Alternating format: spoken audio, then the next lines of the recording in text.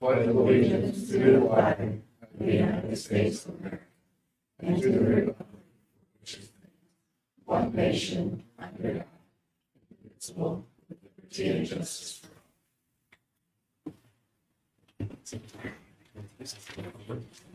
all. All right. Consent agenda. Do I have a motion to approve the consent agenda? I move to approve the consent agenda. Second it. It's been moved and approved and seconded to approve the October 9th, 2023 Board of Education consent agenda. Is there any further discussion? Foot, Yes. Melton, Yes. Bose, Yes. Smith, Yes. Studeville, Yes. and Tisdale. Yes. Goodman. Yes. Motion passed. Patron input? Do we have any patron input? None? Okay. 4.0. 4.1, teaching and learning presentation.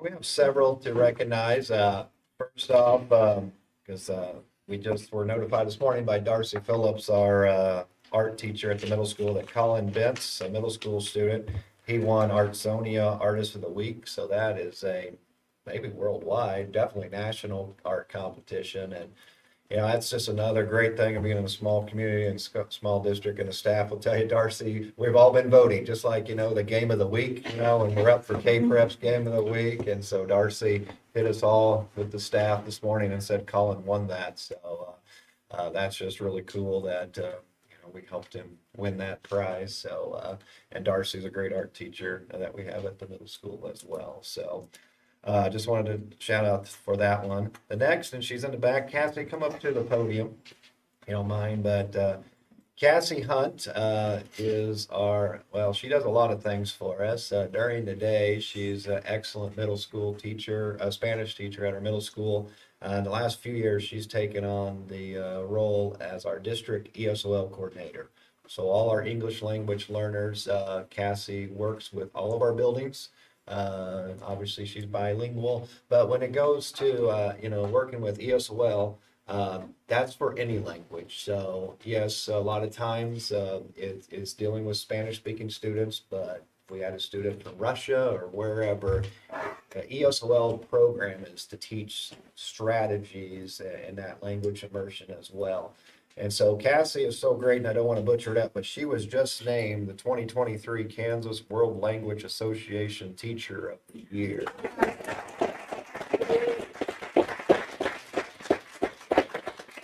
So she'll be going to Minneapolis for a conference to work with other like teachers. And you know, Cassie is just great. How long have you been here? 10 years? 12 years. And Jeff, definitely a keeper, and what she's done with our ESOL program has been great. In fact, not to put you on the spot, but do you want to share just a little bit, like how many students the board, you know, probably would like to know that. How many students district-wide do you support in that program? In the ESOL? Yeah. Off the top of my head, I don't know for sure, but it's in the 20 to 30 range. It just depends. We've had a lot move in at the high school level. So a lot of times you think of little kids who come in kindergarten, first grade, and it's easy for them to pick up a language, but we've had some kids that come straight from another country, Vietnam, one of them, you know, where there's no one here that speaks that language. So it's pretty rewarding to get to work with kids from all backgrounds, for sure. Yeah. And so we have a ESOL point person in every building, some teachers, some aides. Cassie, we've worked with her schedule, so she goes around the district when she can. Obviously, her full-time job's at the middle school, doing great. And as you guys know, Cassie's also helped us, and I know the board totally supports what we do with the Spanish program at the high school and then the syllabi literacy that we recognize. Without what Cassie's doing at the middle school, we wouldn't be able to do that. And so she gives our kids a firm foundation in Spanish. They're taking, you know, Spanish, all the prerequisites in those base Spanish classes. So if they've taken her track at the middle school, they can really start taking those upper level Spanish classes that get them there. Probably, Rob, I think maybe is Brock in that. That's what I thought. So, Silver. That's so yeah, so that's great. It'll be recognized on that. And helps our kids as they go to college and get scholarships and be recognized as well. So without Cassie starting that base foundation, we wouldn't be able to do that. So I just asked Cassie to come because she's just a great treasure that we're glad we have. And so thank you so much. Thank you. Appreciate it. Thank you. The next one, Amy, Dr. Van Reen's been working with a company to bring back a great tradition that many of you probably went on as a student or as a parent, but we're going to try to get the freshman Washington DC trip going again. So Lanny, how many times did you go on that? Twice. Twice. Try with her. So Dr. Van Reen sent me the information last week. We have it'll be with the company and then some of our teachers. So she has some teachers that are interested in going, and so they're working out the fine details. But that's just kind of hot off the press. But I knew the board and the community that was a long-standing tradition, as you guys know. And Patty Sauber did it forever, as we know. And then when Patty retired, and then we've had a few other staff members or patrons try it, which COVID, and so that'll be exciting if we can get that. So stay tuned on that, but I just wanted to shout that out as well. And then the next, Jim had asked me to kind of share some information about what we have at the high school on concurrent classes. So when you hear that word, concurrent means students are taking these classes for high school credit as well as college credits as well. And so I asked Mr. Southern to put together something. So in the fall, as you can see, currently at the high school, so these are Fort Scott credits as well as high school, advanced biology, there are 5 credits of college credit through Fort Scott, 53 students, intro to business, 22 students, college algebra, 59. Elementary statistics, a little lower, and that could go higher at times, but 6 students this year. Physics, 31, and then speech, public speaking, 38. And then students that we are transporting we have 2 programs working through the vocational program through Fort Scott. We are we've been, as you guys know, sending students over to Paola's campus, the Miami County Fort Scott campus. And so we have 11 students doing the health careers, 1 student in criminal justice, and then 7 doing the welding program over there. And you can see the 4 programs that those students, they get 12 credits by going through the welding program. And we've been discussing how we've now been working with Lynn County. And so their program, we send 7 students down there just because the Paola program is actually full. And so I didn't want to not allow 7 students that have taken the prerequisites in Mr. Morgan and Mr. Hiron's classes, because these students going through this are going to get the job certification and certificate for welding. And if you've talked to any of our juniors and seniors that are going through these programs, they're really enjoying that. You have to drive to Pleasanton every day. No offense to Pleasanton, but that's a little drive down there every day. Also, if you can keep going, in the Lynn County program, we have heavy equipment and carpentry. So we have 1 student taking that, and so it's just started, and I'm hoping as we get more and more students interested in heavy equipment and carpentry. As we know, we've kind of struggled a little bit. We tried to start our own technical program over at Hillsdale and just didn't, work out for a variety of reasons. And so I'm hoping this is kind of the chicken or the egg. So now that we have the chicken, and I hope, because every year we take students down there and view these programs, and the best people to sell the program are kids themselves. If you're a teacher, you want the kids. But so now as our kids go down there and see what's going on, of course, they go there in the morning, and then they do their required classes like English and social studies, the different classes they need to graduate in the afternoon as well. And then this is in the spring. Now, we don't have numbers because students will be enrolling and paying for these classes soon. So if you've had a junior or senior, you know what I'm talking about, just like my son. I mean, he's in some of these classes, but he doesn't get Fort Scott credit till 2nd semester, which means you don't have to pay for it till 2nd semester as well. But so we'll have advanced government. So we have students already in the government classes now, but they get 2nd semester government classes. Or what's in parentheses is what the transcript on their college transcript from Fort Scott, or U.S. politics, advanced history, accounting, advanced accounting, introduction to marketing, which all those obviously are a reflection of what we continue to do in our business track. It starts, as we just talked about with Cassie in Spanish, it starts at the middle school. What Mrs. Hesser and Mrs. Towley start at the middle school has just allowed Mr. Rooney and Mrs. Lane to continue to get more and more kids in that. What we've done with FBLA at the middle school and high school. I mean, just in a short amount of time, that business track has really expanded and done a lot of great things. And then next month, and Mr. Tappan will work with them, we're going to actually have we have 10 career pathways. And so we'll have a presentation to the board on our 10 career pathways, and those teachers will be here. So Mr. Morgan and Mr. Hirons, Mrs. Lane, Mr. Rooney, our fax teachers, to kind of share their programs and maybe their hopes and dreams. So we know from, what the board and I need to support them in, from facilities to programming, as we move forward as well. So that'll be next month, so we can hear kind of what those programs. So I really believe from school our size, we do offer a lot of courses and a lot of options for our students.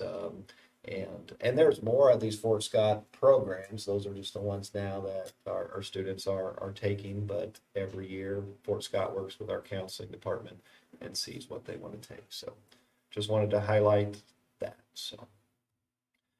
All right, the last, and there's nothing, we're gonna have a presentation from Mrs. Apple and a few Broadmore teachers about their new block scheduling and PE, and I had asked Mrs. Apple that when the board asked for a presentation to obviously have conversations with her staff. And so I know they've had faculty meetings, a survey, that's probably all information that Mrs. Apple is going to share. And so with her is Kaylee Stone, 5th grade teacher, and Rebecca Finley, 4th grade teacher. So take it away. I'm going to address a couple of things, schedule being one of them. I'm also going to talk about our attendance and incentives, and then also just our discipline procedure. There's been some questions about that. We'll start with schedule. I have a copy of our schedule this year and survey results from when I did survey the teachers, asking them, very simple, do you like the new schedule, yes or no? And then what are some positive aspects that you like? What are some challenges? So this year, I've only heard from 4 parents. I apologize if you have heard from more. But asking about our new Broadmore schedule, primarily because we took PE from being daily to being 4 times every 6 days. Last spring, our building leadership team was trying to put together a schedule that would alleviate a couple of challenges. And every schedule will have its challenges, but the current one that we have had been in place for many years, and we were just hoping for a better way, just something different. There are a lot of factors that go into making a schedule, and we were really struggling trying to make everything work. You have to have so many student contact minutes. You have to have so many student or teacher plan time minutes. So we settled on a block schedule. This schedule gives our kiddos 70 minutes of specials each day, something they didn't have before. It does fold PE into that, so it did take PE out of the daily schedule. And I surveyed the teachers. You can see those replies. And these 2 ladies are going to help answer any questions you might have. Why do you chuckle? Yeah. And then, and just kind of tell you why, why we're seeing some of the challenges, some of the positives we're seeing, things like that. So when we think about that block schedule, I would say the primary advantage to at least the one I saw initially was that we have, as a 4th grade team, we have that block every day of the week. We have that hour where we can meet together. We have one designated day every time. Tuesday, it's Tuesday team time, and we get together for an hour every week. And then those other days of the week, we decide if we need to meet or not. But it's a time for collaboration with our instructional planning, and also just, it's like the ones of us who've taught for a long time, we share what we know. And then the teachers that are joining us, and this year we happen to have 3 teachers that are new to our team. We got 3 right out of school. They have ideas that I didn't hear when I went through. And we have one that came from another building, so we can share those. And what we do then is we have a better instructional approach because there are more minds looking at it, working together. And so for the students, I think our instruction is improved. We don't all have to think up the great idea. We can bring our great ideas and share those, and I think it directly benefits students. I also think that students then are really getting that guaranteed viable curriculum, so that no matter what fourth grade teacher they have, they're getting the same instruction, not presented in exactly the same way because we're not robots, but they're getting the same instruction as we get. So that's one huge advantage. And then the other thing is kind of a pet peeve of mine, but if you happen to have a special that you really liked and your class really liked on a Monday, do you know how many Mondays we missed during this typical school calendar? So if it was art class, that might have been on Monday.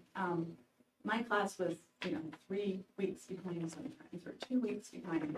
I remember the year we had snow days. It was almost every Wednesday. That month of February, I believe my students didn't go to whatever it was, STEM lab.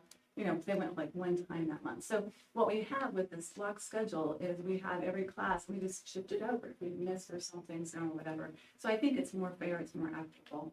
And also we had like 2 days a week that I called my long day, and they really felt kind of long for me, and I think also for the students. So even though they had PE, that was the only special that they had out of the room. And of course, teachers were professionals. We know how to build those movement breaks into our day.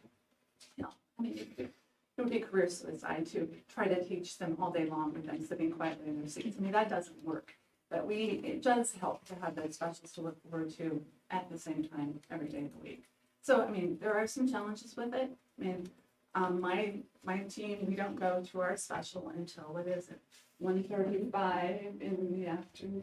Yeah, 1:35 to 2:35. So I'm pretty much teaching, with the exception of, 15-minute recess in the morning and then lunch break. That's kind of a long time to be teaching. There's not time then to check and see who turned in what necessarily, but every schedule that I've ever had has had challenges. And I feel like the block schedule is the most equitable, most fair. And piggyback on what Rebecca said, one of our challenges that we face every year is we share staff with other buildings. So our hands are kind of tied on certain times that we can do music, band, and some of the other specials. But those long days, we really broke that up. They may not get PE every day, but now we've got keyboarding, and we're working on some really important things like word formation, letter formation, typing skills. A lot of the kids don't get that, that computer exposure at home, and so we're teaching a lot of that. So I just feel like that added to breaking up library from an hour to where that kind of turned into the last 30 minutes, maybe a little bit of babysitting, to be honest. Now, instead of that 30 minutes, they get to go get keyboarding, so they're getting exposure to some other standards, and I believe we broke out the standards for that. Yeah, and you'll see like, where it says like PE/library, so just the very first one, like Harris. So on an A day, she goes to PE for the first 25 minutes, and then library for the last 25 minutes. We have some transition time in between. For third grade, art and STEM was always an hour, and we split it up, and library. And we split it up because it was just a little bit too much for third graders. Like she said, it was just, Well, their attention, they need that kind of movement at that age. But we did keep it for fourth and fifth grade where they have a full hour of art and STEM. But for fourth and fifth grade, we did break up library because, again, we felt like they could have 30 minutes of check-in, check-out, but then also the other 30 minutes, they're focusing more on kind of some old school lessons that kind of went by the wayside, they're not teaching Dewey Decimal anymore, the Dewey system. But just, she's been working on just various reference, how to look up materials, how to understand good resources versus not so good resources. It's not just always about Google, And some of our standards are the reference sources, so like dictionary skills are in our standards, so she can hit on those. Just things that we don't always have time to teach in the class that she can really tie into library skills. And then like she said, keyboarding, and we had to find another special to kind of, if we're gonna do this, we need another. And STEM sometimes worked on keyboarding, but really STEM shouldn't just be them working on keyboarding. They really need to work on science and doing the experiments and supporting, the teachers are doing this with their science, so we're going to do these experiments to kind of support that, or a lot of computer programming and learning how to code for robotics and things like that. And so we kind of tried to take the keyboarding out, and we have that going, as well as, like they said, we worked on some handwriting, kind of just some, get back to some basics of some things. I'm going to be going in another month and talking to them about test-taking strategies on the computers, just different things like that. So Yeah, it's different. There's going to be things that we like about it and things that we don't like about it, but that's the same with any schedule. The teachers are really good about recognizing that, okay, my class is twirly right now. We need to get up and get some energy out, or things like that. Especially it's really easy for everybody on the north end because they have their doors right there. They can run outside and run around a little bit and then, come back in. Looks like you need to do a couple laps right around, like, Let's- up to go, back to come. Yeah. It's just that brain, we're moving, the blood is moving and they're back on track and. They do go noodle. I mean, they do all kinds of stuff. Well, in fifth grade, we switch classes for math, so they get that movement there too. Just another chance for them to get out of their homeroom classroom. So that's good for them. So on recess, which is the bar, that blue on the right, 15 minutes. So as you guys know, we count minutes, which then count towards hours, that 1,116 hours that all students at Broadmore would have to go to school. So it could be longer, but the state, when we're counting those minutes, only allows the 15. So if it's 20 or 25, we lose those minutes. So you would have to potentially expand the day. So that's why it could be longer, but 15 minutes, and Ms. Yoder obviously works with all the secretaries on that Kansas kids count. That hasn't changed this year. It was 15 last year, it was 15 this year. And you'll hear like some people will be like, well, when I taught in wherever, we only had PE once a week. Well, but they had 2 recesses every day and they went to school until about 3:30 or 3:45. So, I mean, you can do that. We had another teacher that was like, my granddaughter has, this week it's art. They go to art 5 days a week. Next week it'll be PE. They'll just have PE 5 days. Like they only get like one special a week and they get 5 days of that one special. We have been super lucky. I mean, when families are touring and they're like, you have PE every day. I'm like, I know. It is. It's awesome. It really, it's great. And I know change is hard. Well, and it's so a on that, different. yeah, so recess hasn't changed for the PE, and obviously that's partially why they're here. So last year, just so we're letting the board know everything, so every day a kid got PE, how long? The same, 25 minutes, the same, Okay, yeah. and so this year they're getting, so So this year they get it 4 out of the 6 days. So we have 25 A, B, C, D, E, F. And so 4 out of those 6 days they have PE. Just kind of depends on how those days fall.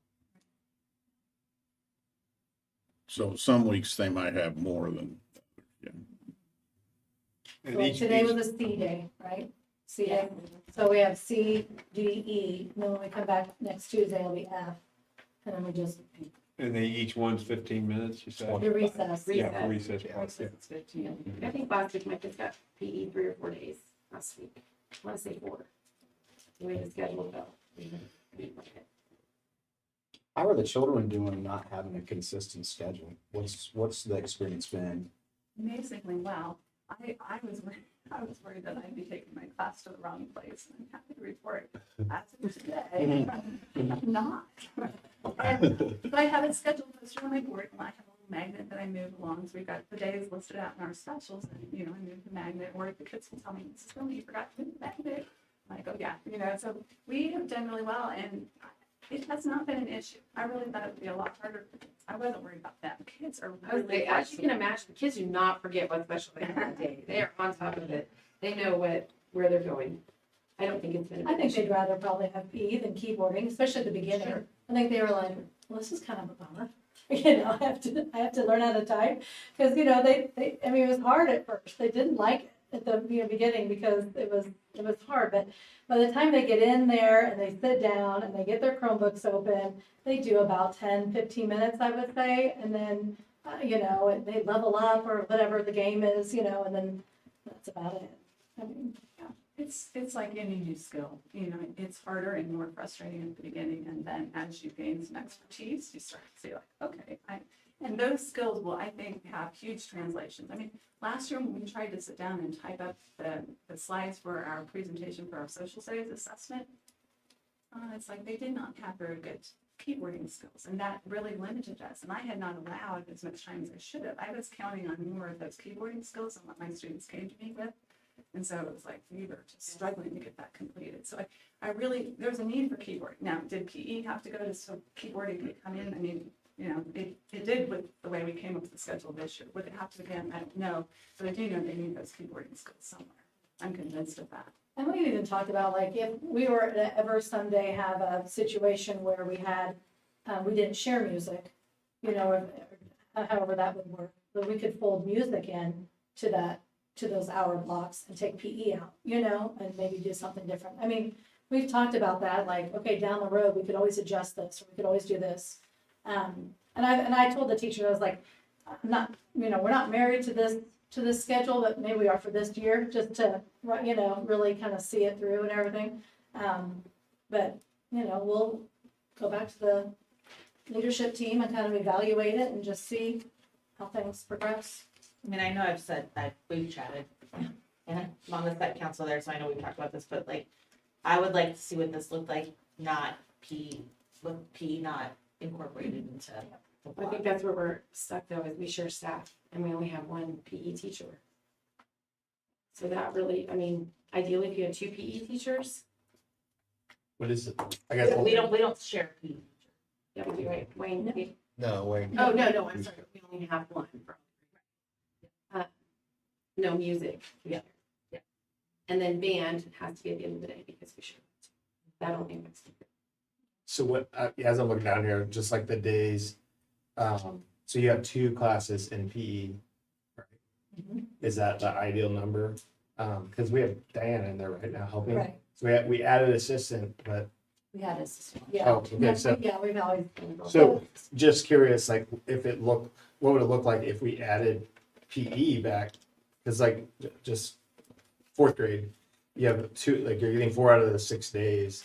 If you added PE back to those days and did like 3 classes in each section of PE, is that just too many kids? Yeah. Is it? 50 kids is where we're at now. I mean, approximately, Yeah. you know, 20, or 40 to 50, depending on the grade levels. And it is, it's hard. He does a good job of like divvying them up. I know, like, he had them in the south parking lot, you know, doing an activity, and he paints the, you know, what am I trying to say? The parking lot down there, and has different games. But it is sometimes kind of busy. It's really loud, even with 50 kids. And Yeah, it's maybe kind of really 75 kids in there. Just- Safety becomes an issue too. Yeah, for The more sure. bodies you have moving in there, I mean, the space doesn't expand, and you just got that many more kids, so.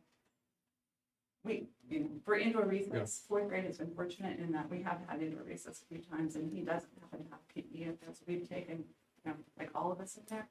And it's like, I mean, kids can choose to be out in the commons area doing quieter activities, but most of them are in the gym, and that's a concern I have. You know, we got all these bodies moving in there, and we've got teachers supervising, it's just a lot of bodies, and they're not trying to be crazy, you just got a lot of activities going on. The kid runs the wall, and, you know, it's into the basketball game, and, you know, it's that kind of thing. So I think 50 kids is a lot of kids for when you're trying to actually teach a skill for PE. You know, it's different than recess. Yeah, When you're sure. trying to teach a skill. So what is the block with the PE? There's a chunk in the morning that's from what, 9:45 to 12:10? That's a 2-hour and 35-minute block. What goes on then? So we have level 2 has PE during that time. Okay, They do have it okay, every day. okay. They have it from 11:30 to 12. And then what Wayne's doing during that other time, is part of his plan time, and part of it is lunch, and Yeah. part of it is, you know, with the other kids. And as you guys continue to think about it, just, so obviously as policymakers, so what kind of governs all this conversation would be policy JGCA, which is our local health and wellness policy. The board of, I just want to, of course, it's been several updates, just like you guys do. The last was approved December of 2020. So several things are mentioned in there. One, it says daily school-wide exercise program for students in which all students participate in their classrooms. So if the board feels like still recess is doing that, then that's okay. If by not having PE every day, because like I said, it states daily school-wide exercise program for students in which all students participate in their classrooms. Of course, then number 6 says daily recess periods for elementary school students featuring time for unstructured but supervised active play. obviously we're nailing that one. And then what's been discussed too, and Cindy said at the beginning, and we can have more conversations, but I know at Circle Grove, Rockville, and Broadmore, we're not doing this, but it says building administrators are encouraged to notify district staff that physical activity, e.g. recess, will not be used or withheld as a form of punishment. So, like I said, the only one probably would be this, I don't know the board's interpretation, if this would continue, if that would need to be altered in board policy, where it says daily school-wide exercise program for students in which all students participate in their classrooms. Those would PE be the classroom that that's referring to. So I just wanted to share that as you guys are listening to this and discussing it as well. And I mean, I think we'll absolutely look at it again and just see what we can do for next year. And then come back to you, you know, and just let you know, okay, this is what we're thinking.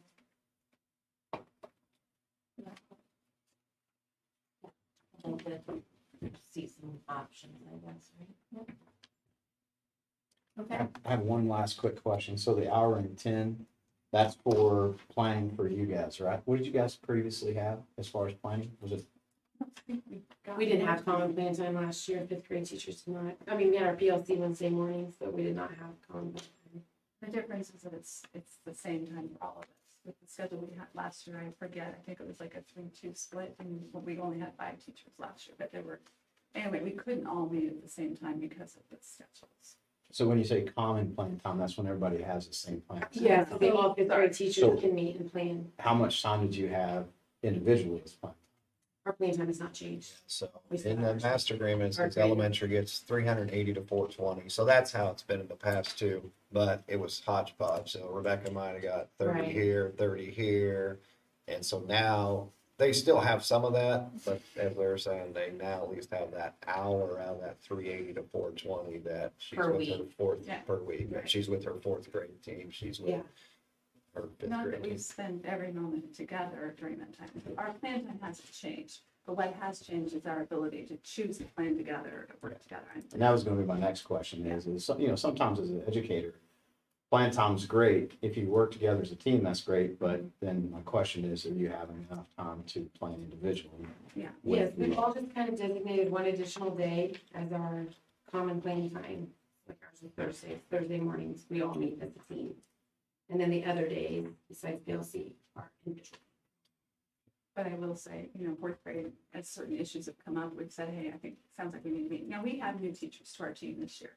So I anticipate that this will be less in another year, or certainly in 2 years, but we have a bunch of new teachers to our team, so we have called more of those. Okay, 4th grade, we all need to meet together, and I just tell you, it's been really, really good to be able to do that. Because otherwise, it's really hard, because people have children and so forth and responsibilities, it's really hard to say, oh, let's stay after school tonight for another half an hour. I mean, it doesn't work very well, so to have that common plan time, that helps a lot. Thank you. okay, the next thing I was going to, Also, but before, I just want clear direction from the board, so I know what you guys are asking Broadmore to do with this schedule. If it's staying, then what type of evaluation do you want, what options?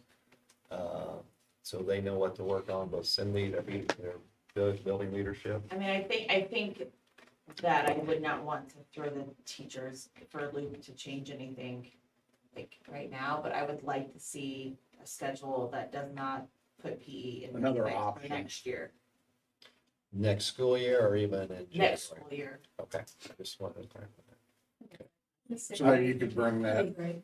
to us next spring sometime. When you're doing handbooks and things like in Yep. April. Absolutely. Okay, I just wanted to, okay, thank- any Just like other? to say thank you. Thank you for that understanding, like to switch to mid-year would have just been the one more thing, it's like. it's not- Well, I mean, we don't want to disrupt the flow. that's Flow. We going just on got right the flow. Yeah. now. But we would like to see another. I mean, because like you said, I mean, we used to be able to do PE every day, you know, and I get the common plan time, it sounds like it's been fantastic, maybe it's less common plan time if we don't put PE in the mix, you know, or something, I don't know. I just think one of the important things we looked at last year is like there were days on Mondays and Fridays that my students did not leave my classroom until 1:30. Lunch and then 1:30. It makes for a really long day. And yes, we got him up to noon, but I mean, as far as specials, it was a really long afternoon, a really long morning. And then you didn't see in the afternoon, so it was kind of like, gosh, so you have till noon, basically get everything in because then all their specials were in the afternoon. That probably It's a long helps day. getting them moving, Yeah. going to similar specials. And what's your next? Next thing is attendance and incentives, so this is just kind of, I don't know if you were able to see this. If you want to. Yeah.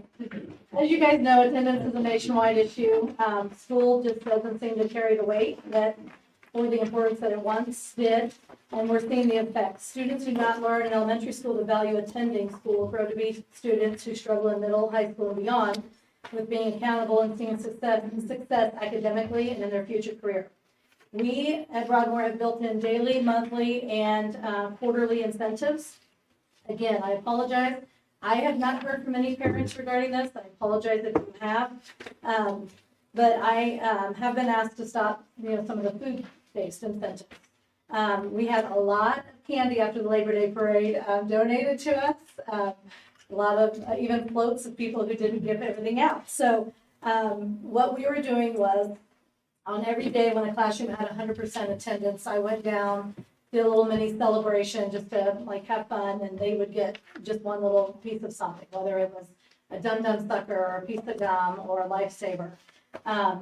We have sent, if they couldn't have gum because of the braces, they got to choose something different. If they couldn't have red dye for allergies, they got to choose something different.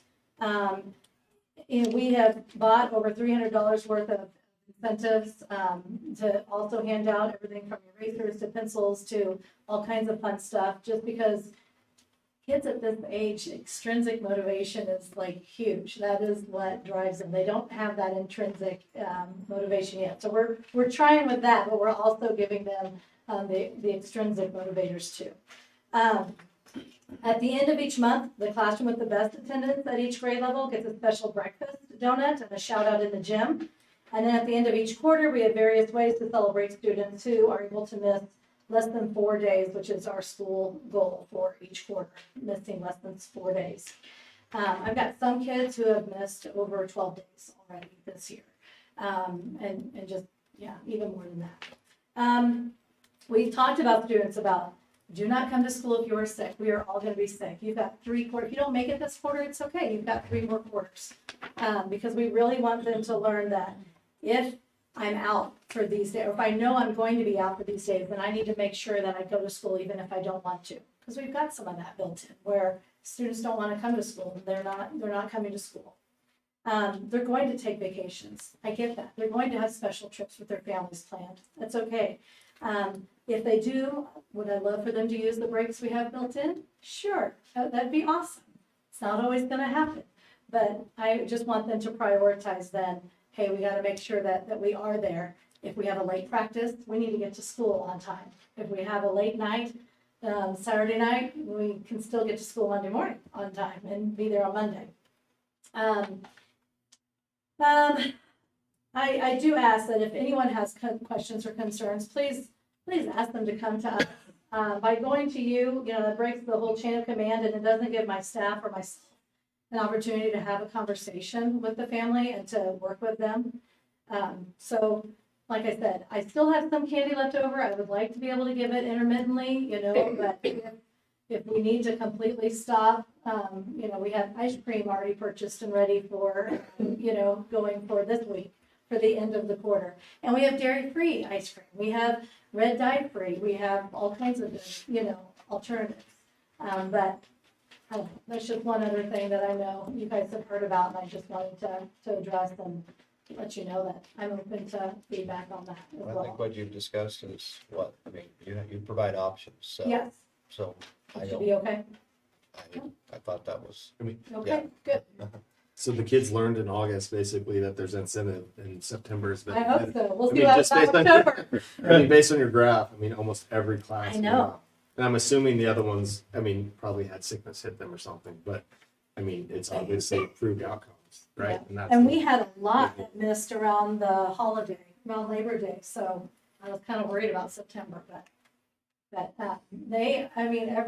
every day at lunch, we have 100%, we have 100%, you know, and they're not being mean about like, you know, Susie's gone, you know, you know, I mean, they're not, you know, they're not like taking it out because they all know one day it's gonna be them. I mean, that's just how it is, but like, we just do a little mini celebration when their class does have everybody there, so.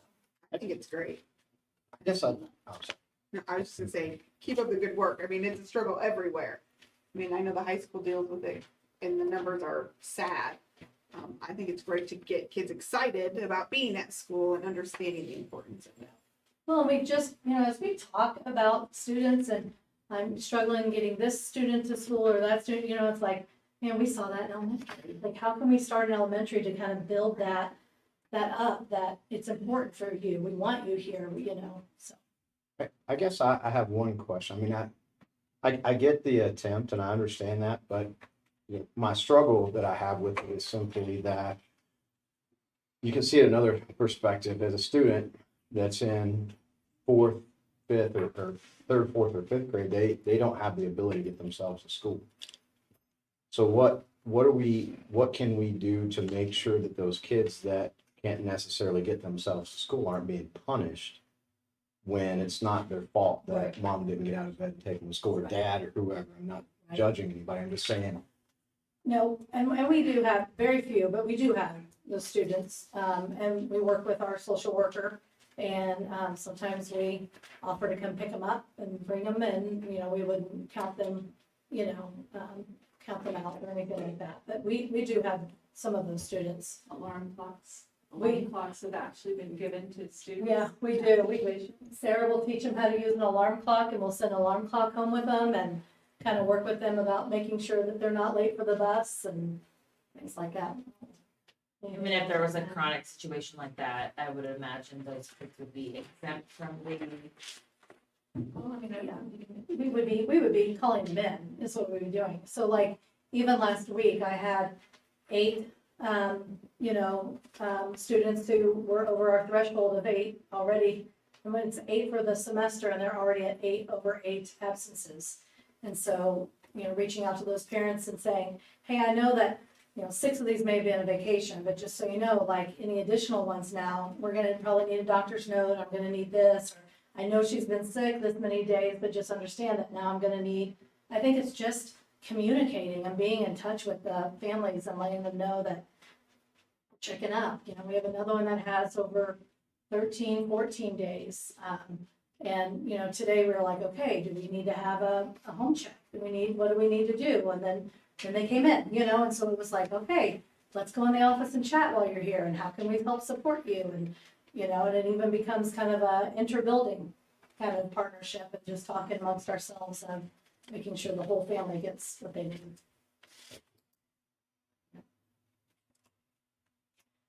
The last thing was discipline. Kendall, Norbert was gonna also kind of jump in here. I've got some, we don't want to take away recess. There's better ways than recess, but just kind of understanding the board policy. It is under physical education, and so I think that's where some of our confusion was with that. And we just have some different ideas. There's something I want to get your approval on as well, but I'm going to let Kendall go first. Let me grab my water. Okay.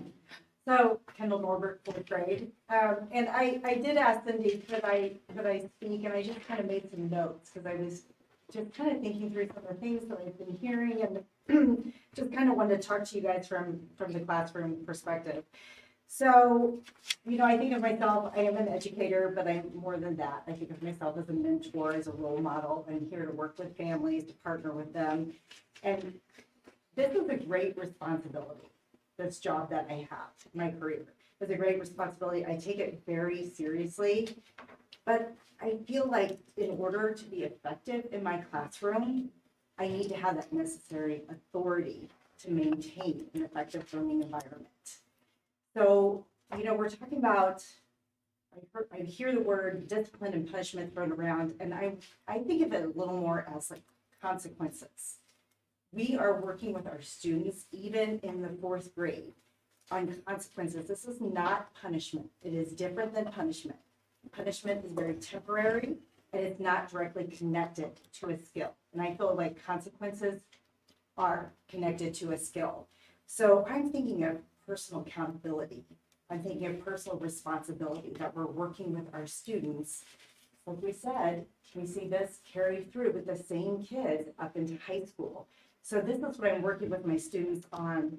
And I just feel like this is an essential life skill, and I need to have that authority in my classroom. I don't want to have to send this out, and I know Cindy's got some great ideas. But when I take something, when I've asked a student to do something and they're not following through, and then I have to send that out of my classroom, I feel like that's sending that message that I don't have that power in the classroom, that they don't have to listen or look at me as, you know, the authority figure in the classroom. And, you know, I just, like I said, I made lots of notes. I thought about a time I taught third grade for just 1 year, a couple years ago, went down and taught third grade. And I had a whole class going to STEM, which that is led by a paraprofessional, doesn't always have the background in education that teachers do. And she was really struggling with my class and their behavior. And after a couple of weeks of this, she came to me and said, you know, you've got like 5 kids, I wrote down their names, that are following directions, doing what I asked. The rest of them are making it hard to get any of these activities done. And so I said, okay. As a classroom teacher, she came to me. So what did I do? I thought of what is a natural consequence here. The next week during STEM, I said, guess what? I have 5 people that are able to handle STEM, and you guys are going to STEM. The rest of you are going to stay with me during plan time, and I called Sarah McIntyre in, and we had a lesson. We practiced. What does this look like? Why is it important to listen to the teacher? You know, why this makes class go more smoothly. Don't you want to do the activities? Yes. So this is why we listen. I gave up my entire plan time because it is so important for the students to understand that we put rules and procedures in place for everyone. So I look at this as more of a consequence. And I think in the bigger picture, and maybe you guys feel like I'm like stretching a little bit here, but I feel like this is one of those things that is chipping away at our profession. And this is really bringing teachers down, it's bringing morale down, because we're getting the message that parents, that our community, they don't believe in us. So we just feel like, you know, do you trust us? We are professionals here. We spend a lot of time on our careers, a lot of time in school. We know what we're doing, and we're asking the parents to trust us. Are you receiving a bunch of pushback from parents when you communicate with them? I have been hearing that we are getting pushback on taking kids, like On if taking we, recess, on taking If we- specials. A lot of times, the biggest problem that we are having, because 95% of our kids, great, not a problem. Just the idea that, oh, I might lose my specials or my recess is like motivating enough, again, at this age and stage, you know?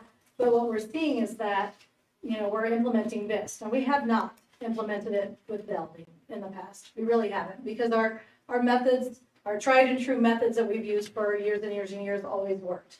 And that's my fault, because I did not say, okay, we are BIST only BIST. Because it was always, whatever is working in your classroom, if it's working, let's go for it. We have very few kids that need to lose out on that time, but it's mainly because they're not completing their work, because they're not completing not their homework, their daily tasks. And so it was like, well, instead of making this homework, you could probably finish this in 10 minutes during specials, or you could finish this quickly during recess. We're not doing that anymore. We're using the safe seat. Students are not getting it done. They're not taking it home. They're not coming back with a consequence, other than being in the safe seat or the buddy room. And so now I'm starting to get pushback on the safe seat and the buddy room, because now it's, well, my student is you know, working over here on the side, and they're not, well, no, there's still a part of instruction, there's still a part of it, but they need a reset, is basically what that is. But we're seeing that we just need a little bit of something more.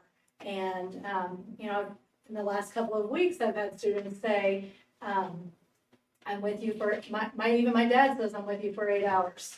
If I can't get it done in 8 hours, then I shouldn't have to do it at home. Okay, but you're not getting it done in 8 hours. Or like Rebecca was saying, she's got kids with assessments. They're absent. We've got to make up assessments. Typically it was like, hey, why don't we do this during study hall? We're not able to do that anymore.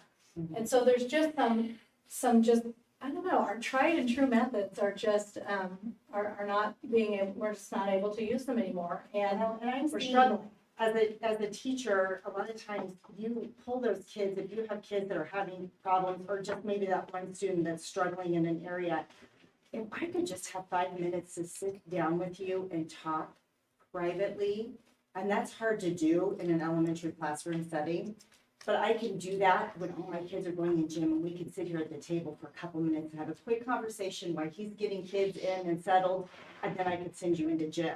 So a lot of times it's just that 5 minutes, or I might have a couple kids that, out on the playground, we're having a hard time. Last year we were having a hard time with football, but there was about 4 or 5 kids, I would call them leaders, that we were getting ready to go in music. I could say, hey, you guys come talk with me. And we talked about the problems and what they could do as student leaders to help solve that.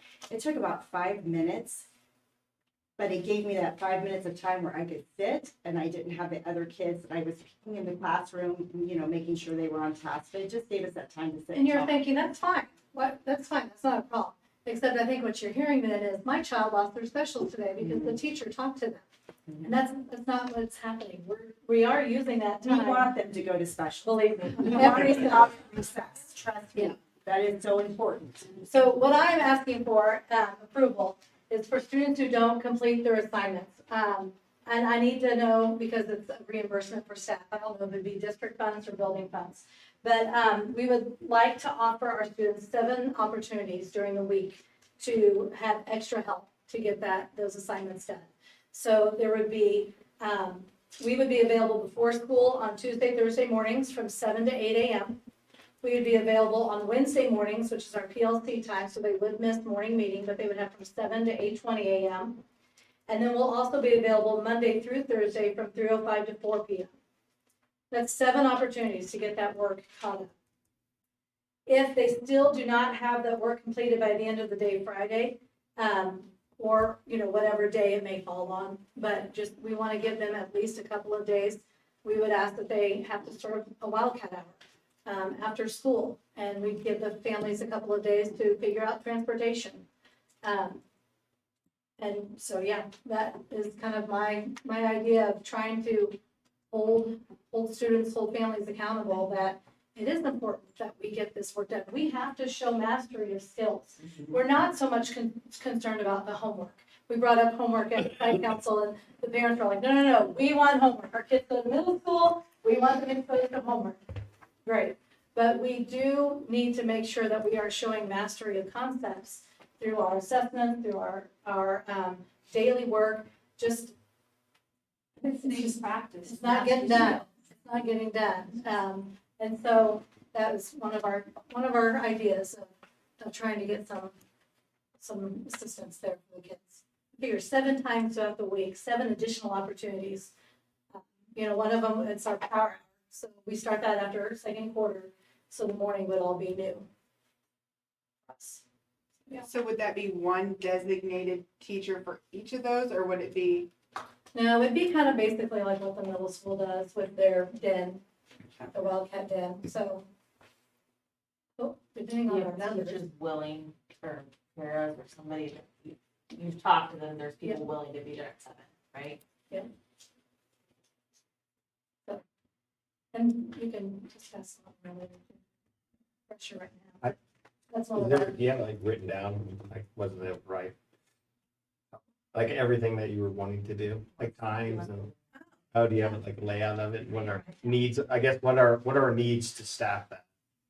It just depends on the numbers that, it'd basically be kind of like a study hall. So it'd be every morning from 7 to 8, and then every afternoon from 3 to 4, basically. So at this point would be 1 staff member in the morning and 1 in the Per grade. Or No, no, just per Total. total. And last year, we were able to do that just with power hour. We're just adding in 4 days in the mornings. So what are you seeing number wise on students that it would affect and need to get in to get extra? Are you talking like 30 students in the school or? Oh, I'm talking 5 or 6 from my class right Say now. 8 to 10 in my class right now. So that's, It's really. so say 5 a class, that's, you're talking like 25 a grade. I'm just curious, because if you have 75 students show up on Tuesday, But maybe how do you they, manage that? they were probably not all gonna come the I'm same just- day, right? Odds are. Right, what we're really hoping is this is motivating for them to do their work, and then our numbers will Dwindle. quickly dwindle. Because right now, our kids are telling me you can't miss 10 kids for not doing their homework. That's our behavior plan. Or typically we would say, you know, some teachers say, let's work on this during recess during your special. during study hall. I mean, and we're talking 8 to 10 kids with probably 10 missing assignments. So this would be in lieu of pulling them out of a special. or Right. recess. Right, because it used to be like, okay, well, if you get this done during, library time, let's hurry up and get on it, The But parents, Sorry. go ahead. I was gonna say, but the thought is because of parent complaints, changing it to the before or after. So, Well, and it sounds like on the policy, we cannot take recess minutes. But that policy was confusing because it's under PE. So is that correct, though it is for recess? It says recess. It says building administrators are encouraged to notify district staff that physical activity, then in parentheses, E period, G period, recess will not be used or withheld as a form of punishment. And so I was gonna, because, that's the initial complaint. And so now you're bringing up or sharing about academic focus. So, but if a student is having a behavior concern, you haven't. we bid for that. So, We're but busy I for that. know in the past, your teachers have. Yeah, those little Use this. behaviors that you could probably nip and not, like you said, the thought of even 5 minutes off recess for many of those kids is like, oh goodness. You could curb a lot of those behaviors with the 5 minutes. I mean, just tried and true, it's worked. So since that's gone, we are kind of left with, we don't know what to do with consequences. And the kids know that we no longer do it. Kids have gone to get their timer and it's like, no. So now, that's back to what Kimball said, we've kind of lost our authority on that. Now, did some, I'll admit, sometimes probably used recess a little too often because it was easy? Absolutely. So it is nice to step back and be able to use this a little more diligently when it comes to some of the behaviors, but when it comes to actual consequences, we are left with nothing to do, with no idea what to do. And one of them is homework. So that's where we're thinking, okay, we can help with the missing work, daily assignments, any missing work. Picking up work for when they're. And I don't know what we'll do with the other consequences. I'm not sure. What are then we have- parents saying when you have 10 missing assignments in class? Or, what are the parents saying? The parents of those students are pretty silent, even though I've emailed multiple times to those parents. And that to me is just a real sadness. We have parents that are gonna complain about their students missing PE, but they won't contact me when their students are failing the class. That is a sadness to me, and as a teacher, that is a huge concern. And it's not every parent, I'm not gonna make a blanket statement. I'm just saying there are too many students these days whose parents are more concerned with the missing PE or missing specials than they are with the academics and the mastery of the essential standards and skills. And it breaks my heart. I start to feel like I care more about these students than their own parents do, and that's wrong. And I'm sure that isn't really true, but I feel about that because I think academically, if you can't read and write, and you can't get through high school and at least get your GED, what does the future look like for you? And I'm just like, so frustrated. And I feel like, with the way we had it with study hall, if you went to study hall because you had a missing assignment, you went to another 4th grade teacher's classroom during that recess time. So those 4th grade teachers all were familiar with the standards that we were teaching. They were ultimately equipped to help the students with that assignment. When we pull in high school students, they do their best, but they're not a trained professionals. I feel like what we're offering here is second best to what we were doing in the past. And I'm just being really honest with you because you're here to listen and you are the policymakers. We had a system that was working. I understand maybe we did use it too much for some students, but I think that wasn't the vast majority of people's experience. And now we're trying to, we're asking you for more money so that we can provide services. for those families who won't take it upon themselves to help their students, or I don't know, but it's frustrating. Did that come? I would like to try it for the next quarter, you know. It's a policy we could adjust. Yeah, yeah, and that's what I want to share is, yeah, I mean, it's just putting it all on the table, so if, you know, that's gonna be supported, I'm just saying that right now, unless the policy is changed, they can't do that. And so, or the policy stays and they won't do that, so. I think another thing to note that Sarah just mentioned that I think is something to think about, you know, those students who are missing recess constantly and are, we're not talking about the kid that may forget to do his homework on Wednesday night. We get that. That's a whole different situation. But we are trying everything. At that point, that kid has probably already been put on some sort of student improvement plan, and we are working on ideas. But again, our hands are tied at this point. So I mean, I feel like those kids who are consistently missing recess or consistently not turning in homework, we are coming up with a plan, but there's only so much we can do during the day when we have our teaching we have to do. So I just think all of us, especially at Broadmore, are feeling really defeated right now as teachers. Our morale is really down. It's not because of our administrator. She is supporting this. I'm just saying, she's supporting it, but it's like Got where that candy's going. Yeah. we're going on left and right. Well, and whatever you do, whatever happens, there's some parents are gonna complain about no matter Exactly. what you No do. matter what. It's not gonna be right, and it's not gonna work for them. Somebody's gonna be complaining about whatever you do. Well, and I just think that you guys are hearing, you know, those complaints, and so, you know, help us, or if you're okay with us trying this out for second quarter, you know, Is this something that you've talked through with all your staff and that they just support? our BLT, just our, oh, no, we did. We did talk about it at our last meeting. I forgot about that. I thought I was coming here. What do you think would work the best though? What you used to do as far as recess, or what your new plan A is? combination, Yeah, a Combination. combination. a Like, little of all, because not we don't everything want is to take perfect. recess, you know, but sometimes just that idea, like, I knew as a kid, when I got my name on the board, that was my warning. Once those check marks started coming, I knew, you know what I mean? And so it's just, we just, kind of those tried and true, you know, and a lot has changed, honestly. I mean, I had, you know, some closing remarks, I won't go through it all, but, a lot has changed. I mean, we all chose Louisburg, or our families chose Louisburg. And it's because we all trusted one another. It's because we knew that that teacher was your neighbor. That teacher had your mom as a student as well. That teacher had the best of intentions, and we still do. We still are one another's neighbors. We still do want that trust that we have the right intentions. Yes, it might hurt. It might hurt that your child has to miss recess, or that your child has to, you know, get this done instead of going to STEM or something like that. It stinks. But we're hoping that it's a one-time deal or a two-time deal, and that, you know, we don't have to use it, because those kids that we have to do that repeatedly, it doesn't work for them. So we have to come up, I mean, we're not talking about those kids, you know? We're talking Yeah, about, do you think there's more pushback about recess this year because there's not PE every day? It was last year No. too. We've been dealing with it for years. So this is not new complaints. about like, Intensifying. when kids miss recess, no, nobody likes it when kids miss recess. Consequences in general we're getting pushback on, to be quite honest. Anything we do is. I think Kendall said it perfectly. We are not feeling trusted to do our job. And we all went to school for this. If our passion, or we would not do it. But it really is, I mean, it's eating at all of us right now. I think this year is, It's making a difficult job even more difficult and less rewarding.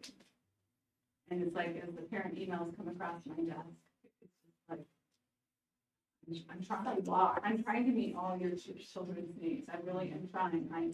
I was at work until I came here tonight. and we're all moms and we get advocating for your children. Yes. I want you to advocate for your children, and we're not perfect by any means, but I think there's a difference on advocating and, I hate to say the word, but micromanaging us as professionals to where we're almost afraid to even make that call, because that call is going to turn into a call to Cindy, a call to Ryan, All to. instead of just having a good casual conversation anymore to try and help the kid. It's just all taking a big turn. And I think that's society in general, but sadly, it's really showing up in Louisburg. And I think we hadn't experienced that much over the last several years. So I just feel like we need some support and we need some guidance and help as far as consequences and how to help the kids, because that's what we're trying to do. Learn the material. At this point, they're not even learning it. They have missed so many assignments, they don't even know the content. We could put a 0 in the grade book. That's what we're doing. That's what would happen, but that's not what we want to do. We want to measure what they know. We want, we don't want to just, we want them to accomplish and master those skills. We want them to just give them the 0. That is not what we're about. But that's kind of what we're forced to do right now. So what is the ideal situation that, how could the board support you guys get the best outcome for the kid? Whether it's, I know the chain of command was adopted and that's great. I would love to see that. And I don't know if that's even board. I just mean all around, if that would just. I guess I would ask you, if one of your constituents comes to you with a concern, if you would just ask them, have you talked to the child's teacher? Yeah. If they have you talked to the child's principal? And if they haven't done those things, then say, I'd like to wait to talk to you. Not that I don't care what you have to say, but I'd like to wait to talk to you until you have more information. I just feel like that would help us tremendously.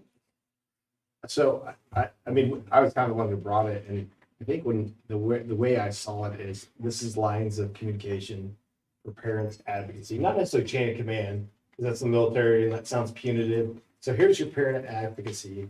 Like if your child is having an issue, the first person they need to talk to is the teacher. And that's the whole framework of putting that in there. And whether we need to reiterate that as a board, like, hey, here's your lines of communication, put in our newsletter for advocacy. And here's, it's just like a step-by-step level.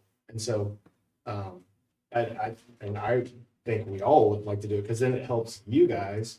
It can nip problems at the very lowest level and help people out. And so the kids get the best outcomes. I guess also along with that, what can we do as far as the recess, the adding the study hall time, mornings? I mean, do you see it as a I would love for us combination to type be thing? able to take recess minutes.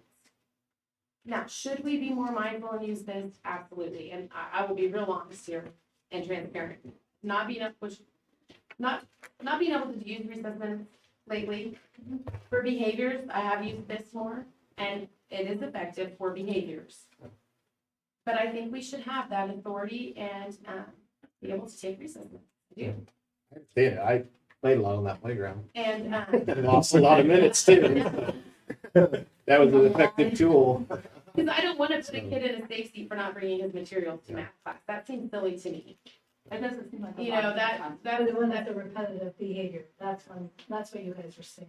right. Like, just So I some of would those like to be like, well, here's consequence for not, and what we were doing, well, then they could do the work all in math class, so, well, it looks like during one of your special tomorrow, you're going to have to do what you missed in class. To me, that seems logical. They need to make up what they missed. They can't go home and make that up. So I think we would all like to see us be able to have the authority to do that, take recess minutes. See, like a combination, is what you're Yeah, saying. to be able to, what we said too, if they need to miss library time because they have a project they haven't done, if the teacher feels that they need to do that, I would just think we should be able to have the state to do so. With the schedule, that's the teachers giving up one time. To do that, to make sure, it's not just at the recess, but, we hold those projects and that learning to be more important than STEM or library. We see this at Rockville as well. So we have even greater absenteeism than Broadmore. And so teachers I know sometimes would like to have some time, especially for assessments, but also as consequences to help kids know, especially when they're in K-2, sometimes they're learning how to play appropriately, and we get a little handsy and things, and so, we have to keep them safe. So often, but we utilize that as a form of this, but they lose part of the recess if we ask them to sit when they're being safe. So we have to be careful that we still have that ability to do that within the board policy. It's just like at home, when you have to discipline at home, they miss out on something fun, And I don't think board policy doesn't say anything about them not being able to take not that I'm advocating for this, but that they can't take away from special, that specifically is recess. Correct? Right, we've just had the. I think they just want all to. It wasn't like that when I went to school, because I went to school with Bucyrus, and Jack Dean ran that place with an iron fist, and I spent many recesses mopping the gym floor. So, That is a good incentive though. it is, and I straightened right up too. Till the next time. Are you sure? But I guess my thing is, I don't have a problem. I think Kendall phrased it the correct way. It's a consequence, it's not a punishment. It's a consequence for your actions. And I don't have a problem with teaching the kids that way. I don't want to see where we take recess or PE away from an entire class. But if we have a student that there's an issue, if you got to sit them down for 5 minutes or whatever, or whatever you end up doing, I can see that being effective because it was effective with me growing up. So that's my 2 cents. I agree. I do too. But we would need to amend the policy Review our because, policy. yes, And obviously, we're talking about 3 other policies later, just in discussion items. Those are coming back next month as action, which then would allow this one to come up next month. We can work together and come up with it. Jim had asked, when the policy was initially, so I was looking at, I know it was so it was first approved by the Board of Education on June 5th, or excuse me, June of 2005. And it was updated April of 2007, updated again June of 2014, and what's currently in there was December of 2020. So it was initially approved almost 20 years ago, June of 2005, with 3 updates, the last one being December of 2020. But yeah, that building administrators are encouraged to notify district staff that physical activity, e.g. recess, will not be used or withheld as a form of punishment, would have to be altered then. I think we should I agree, we need to look at that and change that thing. I don't know that I would need to think about that. I don't know that I feel like, it's not a not to support the teachers thing. I would like to see them using the after school and before school and focusing more on this and see what happens and then we can reconvene from there, but, well, we can start with, what would we have to do to start with what Cindy presented tonight? like anything, right? Yeah, I'll just have to work through that and see your We proposals. can So start there. Then we start with this next month, go with that.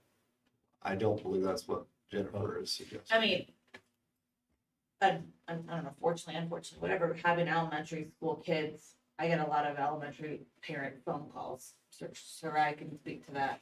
Also, I do encourage people to call their principal or call their teacher. That doesn't always happen, though, obviously. I just don't want to go straight to taking recess at this point. I don't know how anybody. I'm against it too. I'll be honest. I went through this last year, and I back teachers. You guys know I'll stand up for you all day long. I'll go fight in the streets with you guys. I'm 100% against taking recess away. All right. What concerns me is when we say I would love to take recess away. That bothers me, especially as an educator. That should be my last resort, in my opinion, my honest, humble opinion. That should be my last resort. I feel like as a board, we would go to war with you guys, like I said. I want to see another alternative. My son, Adley, he's not Madeline. He's not a James. He's not a Xylee, who's a straight A student. He had 12 missing assignments. And we found there was a shortcoming and a gap in the pullout he was in. And Miss Applin, we worked through that. She had some alternatives. Adley missed recess last year. We had a mid-year piece. He didn't get to go to recess. I support that. But as an educator, I want to know, I want to understand if it's a disruptiveness or an idleness in my classroom that we're up against. How can we help you guys in that respect?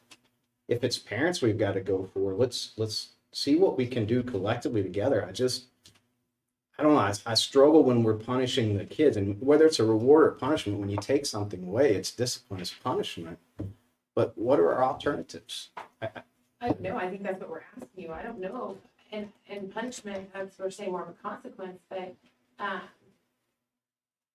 don't know. That's what we're saying, it's tried and true, the 5 minutes. Now, for homework, I would rather use specials to help them make up their homework than recess. I never have really taken for not doing your homework. It's more of things that are expectations that are not behaviors. So let's say, just little things, I'm trying to think today, what there was that, 4 kids didn't bring their supplies to one of the math classes. Just like expected, it's on the door. So typically it would be, well, your consequence for not having your materials, well, it wasn't the math book, but the other consequences is you go 5 minutes off your recess. That's consequence. I mean, I would think just like at home, you would take something from your child when they're not doing what they're expected to do. And I understand that, and I don't mean, I apologize, interrupt. I agree with that, but that's different than not turning in an assignment, right? Am I missing I'm something? not necessarily talking Yeah, we're not assignments. talking about missing recess for missing assignments. Assignments would be like, sorry, I can't see where to put it, but assignments, and I can't speak for every teacher because every teacher does it differently. But for me, when they're that far behind, like I said, a Wednesday night, you forget to do your homework, no. I mean, it's bring it tomorrow. You know, we're not looking to have consequences for those children. But the ones that are consistently not doing their homework, that's where we wanted to utilize specials, our plan time, to have them do their work. Because I have probably 8 kids that have 10 missing assignments, 80 missing assignments in my room, and the end of the quarter's Wednesday. They're not doing it at home, I can't do it, so it makes us sad to give them zeros. I would rather give them some credit and work on it with them, but we can't. So did we get the thing corrected where because like Adley had 10 zeros and I didn't know he had a 0 because it wasn't in Skyward. Right. Did we get that fixed? No, Jen tried, we could not. So I think that's another one of the problems that we could. But we send Every activate one. single, yeah, every single missing assignment they. So that's where we're hoping to have the homework with the before and after school, those opportunities. But for the consequences on them, we would like to have the authority to take recess minutes. I don't love taking recess. I have never loved taking, and I do use it as a last resort. But I refuse to allow students in my classroom to disrupt the learning environment for the other 18 or 19 students. And that's my question. So is it discipline or is it obvious? Is it discipline or- Is it, because what you just said to me was discipline, right? So I guess my question is, are you having discipline issues in your classroom or are you just having I have laziness? I have both in my classroom. Okay, And so I have different responses for different things. The BIS process is primarily for the discipline concerns that we have. So for the academic, that's what we use the study hall, which took place during recess time. Or if it was a kid who'd been out a lot and I needed to reteach a lesson, that's when I used my specials time to do that. Or their specials time, but it's also my training time. So the combination. I think there's just so many different scenarios we could give you. We would almost have to compile a list. But again, that's where it comes back to please trust us as professionals. So, Because we are doing what we feel is best. And I feel like everyone uses, well, no, I can't say everyone. I feel like a lot of people use recess as the last resort. Could they maybe back up on the recess for homework and come up with this other alternative to help? Yes. But I feel like we still need to have that authority for the recess minutes because there are several occasions, like I said, I'd have to probably write down. I told Cindy, there was something today that I was like, I probably could curb that with 5 minutes, and now they're looking at me like, what are you gonna do? So what am I gonna do? Nothing? so if we, homework and missing assignments aside, we push that to the beginning of the day or the end of the day. We just talk about consequences for disruptive behaviors in the classroom. If we just look at those kids, are the parents receptive if you reach out to them? Like, what's your, receptiveness? Because of the board policy. They can't take minutes. If you reach out to the kid, no, I'm just talking about reaching out to the parents regarding their kid being disruptive in class. No, and we do that. We do How that. We are use the most of thank them- sheets and we use the BIST and the. So with this now, 3 times in a parent meeting, and we've done all that. It's not just disruptive behavior either. There's just some expectations you have in your classroom that may not be disruptive, but are being, like agenda signing. That's a huge one for me because that's how I communicate with parents on my homework kids. So then I don't never have to, well, I have no idea what their homework was. So if they don't get assigned one night, no big deal. If you go several nights without getting it signed, it's 5 minutes off your recess. Because that's a classroom expectation that you fill it out and it is signed. That's just one example for my class. Everyone has their own reasons that they would take 5 minutes. Like, I don't take 5 minutes and never have for homework. I just don't, because they're not gonna get it done in 5 minutes. You know, I want them to actually get the work done. But I feel like, again, you have to trust your professionals to make the decision of when they want to do that. If it's something that you feel like is being abused, then I feel like then that one, maybe that needs addressed with that person. And that's when we step in. If you feel like, okay, your whole class has missed recess a lot, maybe this is a classroom management issue. Or this kid's missed recess, maybe we need to meet. Yeah. You know what I'm saying? But I feel like that is few and far between on the recess and things. I feel like the mass majority of children, as she said, are scared just by the thought of 5 minutes, and that usually gets them like, they love recess more than anything. We love recess. So I feel like that usually fixes the problem. And if it doesn't, and it's a continual behavior, we are coming up with other ways to help the kid. That's when we do the sit, the sit team referral. Send you in, or not in fact, team of people that are looking and see what's going wrong for this kid, and why are they struggling to complete assignments? What do you need to do? What other supports do you need to offer? Or we do 3 visits to the safe seat and we have a parent meeting. Because obviously their behavior is it's not working, what we're doing, so we need to have a wraparound meeting on this. I know it may seem it probably seems trivial when you're not there and this isn't every day for you, but it really isn't trivial. And it really I don't want to interrupt you, but I don't think it's trivial. I don't think anybody thinks it's trivial. I think what's important here is I'm trying to understand what the ask is. So am I being asked to take away recess and allow you the ability to take recess, or am I being asked to put students in some kind of wildcat time? Because that's where my confusion is, and I don't see a clear policy for that you're asking me to do. well, the only thing that's in policy is the recess. We're asking for that to be revisited. As far as the other, I think we just had to get board approval to do the wildcat hour. So that is what cities asked for approval to do that, because staff has to. You're asking for the Wildcat hour to make up, Both. help make up for, And then a revisit of the policy. right, but you're asking for the Wildcat hour, whatever you want, however you want to call It's a reimbursement. it, to help catch kids up, right? Yes. And then you're asking for us to amend board policy so that there's some consequences for bad behavior in the classroom.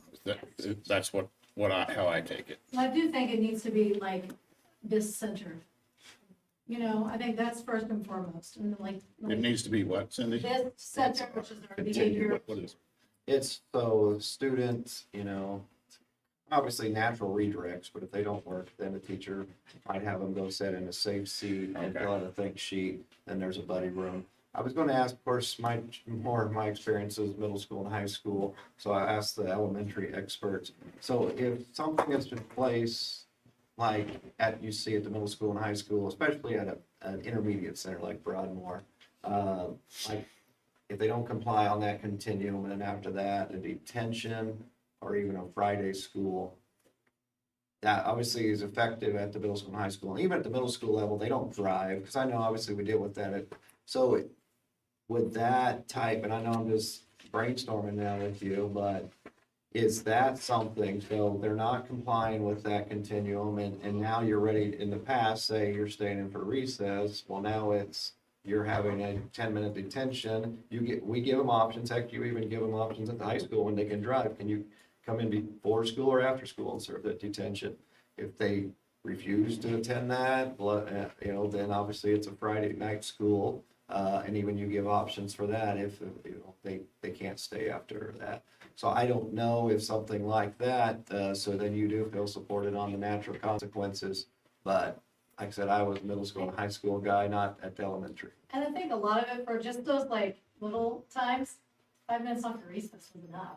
I mean, it was just, or if that, and sometimes it wasn't even a full 5 minutes, and I think that's where it's like, oh, do we have to go to all these lengths just because of a little oopsie, and we have like the processing and we talk about it and all of that, I think that's kind of just what our ideas were, was that sometimes it can just be nipped in the bud with just a quick But I would say that, you know, Brian, I think if the board isn't willing to revisit, you know, to change the policy as far as recess students, I feel like that would be something that would be supported. I don't like it as much because it lacks the immediacy. And we know that the younger the child, the more immediate the consequences should be, where it should be truly effective, so I don't like it as well. But I feel like, yes, that would be some support offered to your Broadmore teachers. Okay, so I guess what well, do we add in? I mean, in order to implement what Cindy has presented to us tonight, do we need to vote on that tonight, or we can just do that? But and then we can discuss this policy at 4.4. This policy. Tonight. Yes, I mean, we can have further discussion yeah. on it. Or Yeah, could we, man. I was gonna say, or could we maybe wait and see like a draft of what it would look like for next month and like then we could maybe Well, have we an could do action. that, but we could go ahead and implement. Yeah, What are absolutely. you gonna call this, Cindy? Yep. What is it? Wildcat hour? How Wildcat. about that? But do we need to see what the Financial. expenses stand? That's fine. Yeah, we'll work that out. Thank you for listening to us. Yeah, thank you. Oh, yeah, Yeah, That's- absolutely. absolutely. And I have a lot of questions, so I apologize for questions. No, No. no, my question. We can Sometimes make us think about things we haven't thought about too. You know what I mean? Like every angle. It's like, we need that. We want to do what's best for kids.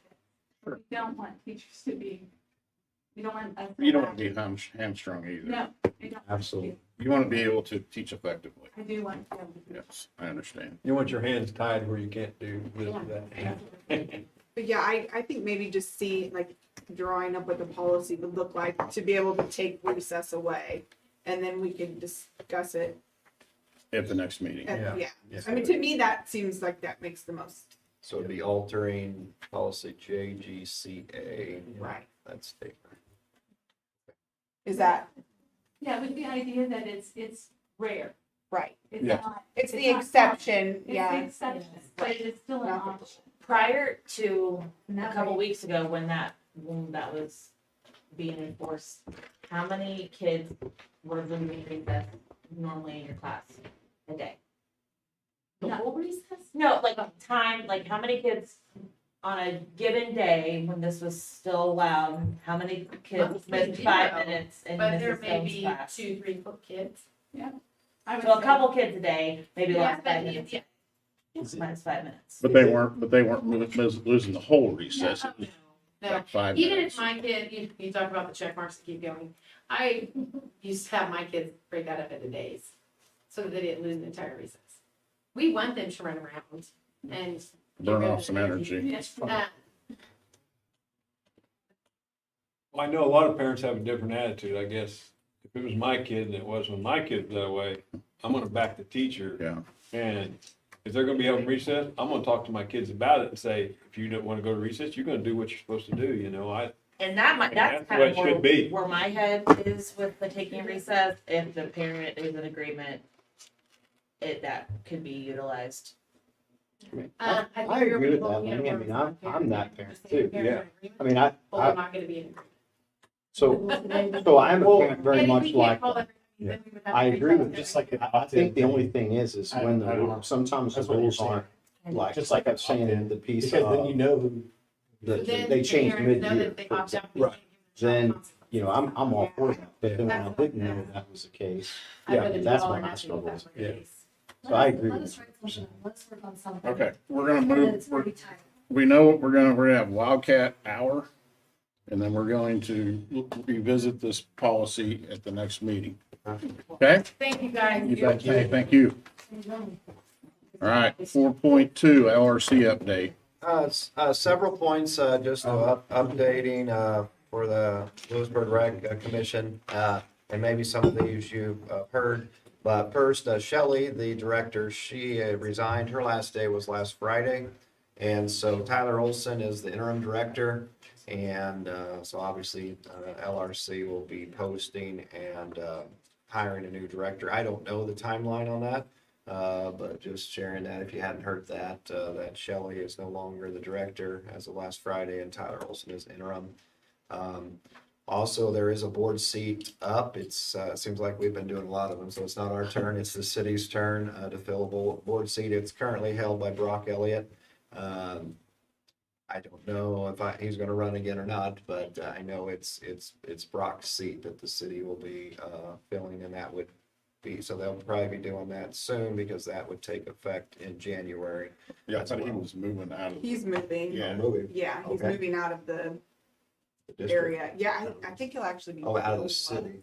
Yeah, maybe, or maybe it's just that the city couldn't appoint him. I don't know, Okay. but he's moving and that's why he is. Yeah, I heard he was not rerunning. Okay. Yeah, he is Right. not. That is correct. So that one will be open, and I don't know what the LRC's timeline will be, if they're wanting to, fill that board seat and then work on director with the new 5 board members or not, but. And then the last, as you maybe have heard, the LRC chose to go revenue neutral, and that was very late. And Katie had already sent in our budget. Of course, the LRC, that mill goes through our school district. And so our budget has to be certified by the state by September 25th.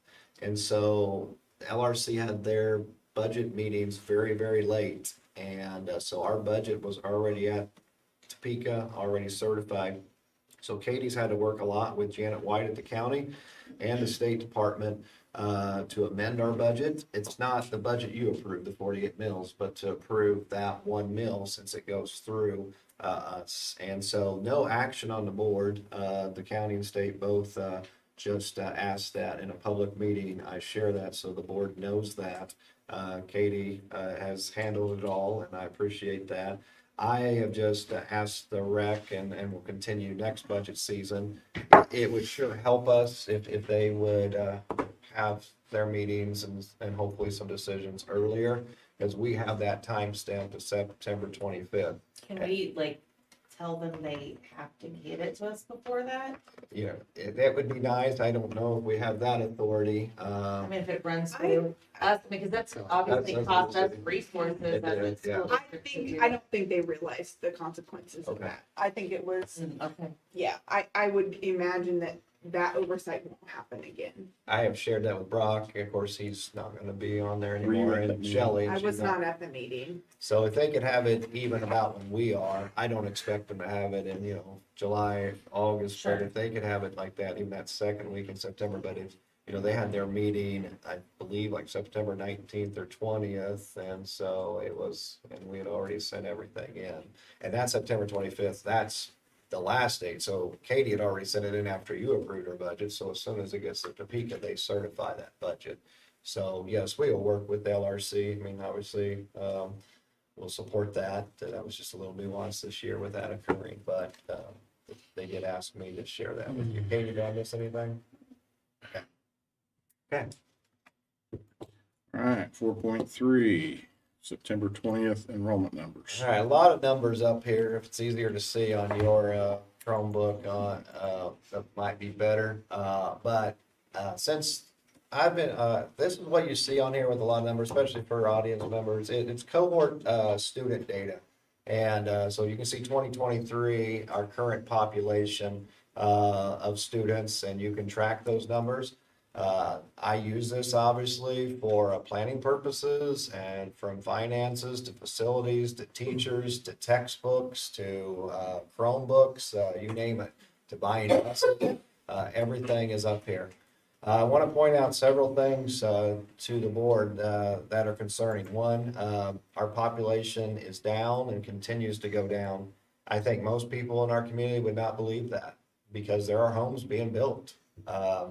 But those homes are not, for many of them, are not putting our students in those. They are empty nesters, retirees, and you can see our largest population as a school district was in 2012, 1,737 kids. This year, if you take out the COVID year, so when we came back in 2020, we are the smallest as a school district since I've been keeping track in 2008. That concerns me.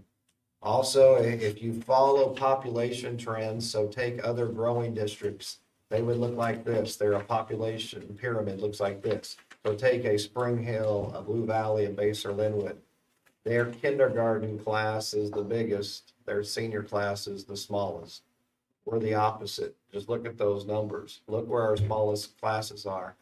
They're at Rockville, 2 of them are last 2. Now where you start seeing 117s, if Jenny scrolls down a little bit more, I don't know how many kids we're gonna have in the future. So how I get that 117 you see there on the bottom left is I just take Rockville's 3 grades, 113, 106, and 133 and divide by 3. And that would get you 117. If those trends continue, you can see how our population continues to go down. Now, this really has, from a budgetary standpoint, 2 adverse effects. Not now, but the first is less kids equate to less dollars. We will get less state aid because because base state aid per pupil, now they're saying right now it's going to continue to go up the cost of living. But the legislators have to approve that finance formula next semester. And then obviously that'll be in the next budget year. I would imagine that'll go up, but with our population going down, we probably will not get much new money next year because yes, base state aid per pupil will go up, but we have less kids. So it's to remain to be seen on that. The second and bigger item that this is going to affect is our assessed valuation per pupil. We probably can already bank on it that our assessed valuation is going to go up next year. Hope not as much as it's been, but it'll go up. Everyone's home business will appraise more than it did this year. Our population's going down. We've discussed a lot in budget setting. That makes Louisburg a richer district, right? Assessed valuation per pupil. They rank us every year, 286 districts. So when we become a richer district, the state gives us less state aid. And we've been seeing that. LOB, 39%, 36, 34. Without seeing this, I can already forecast the future. We are going to get less state aid next year, which in a finance formula that the education system set up in, they're going to expect the local taxpayers to support our school district even more, just like we've been having to do as well.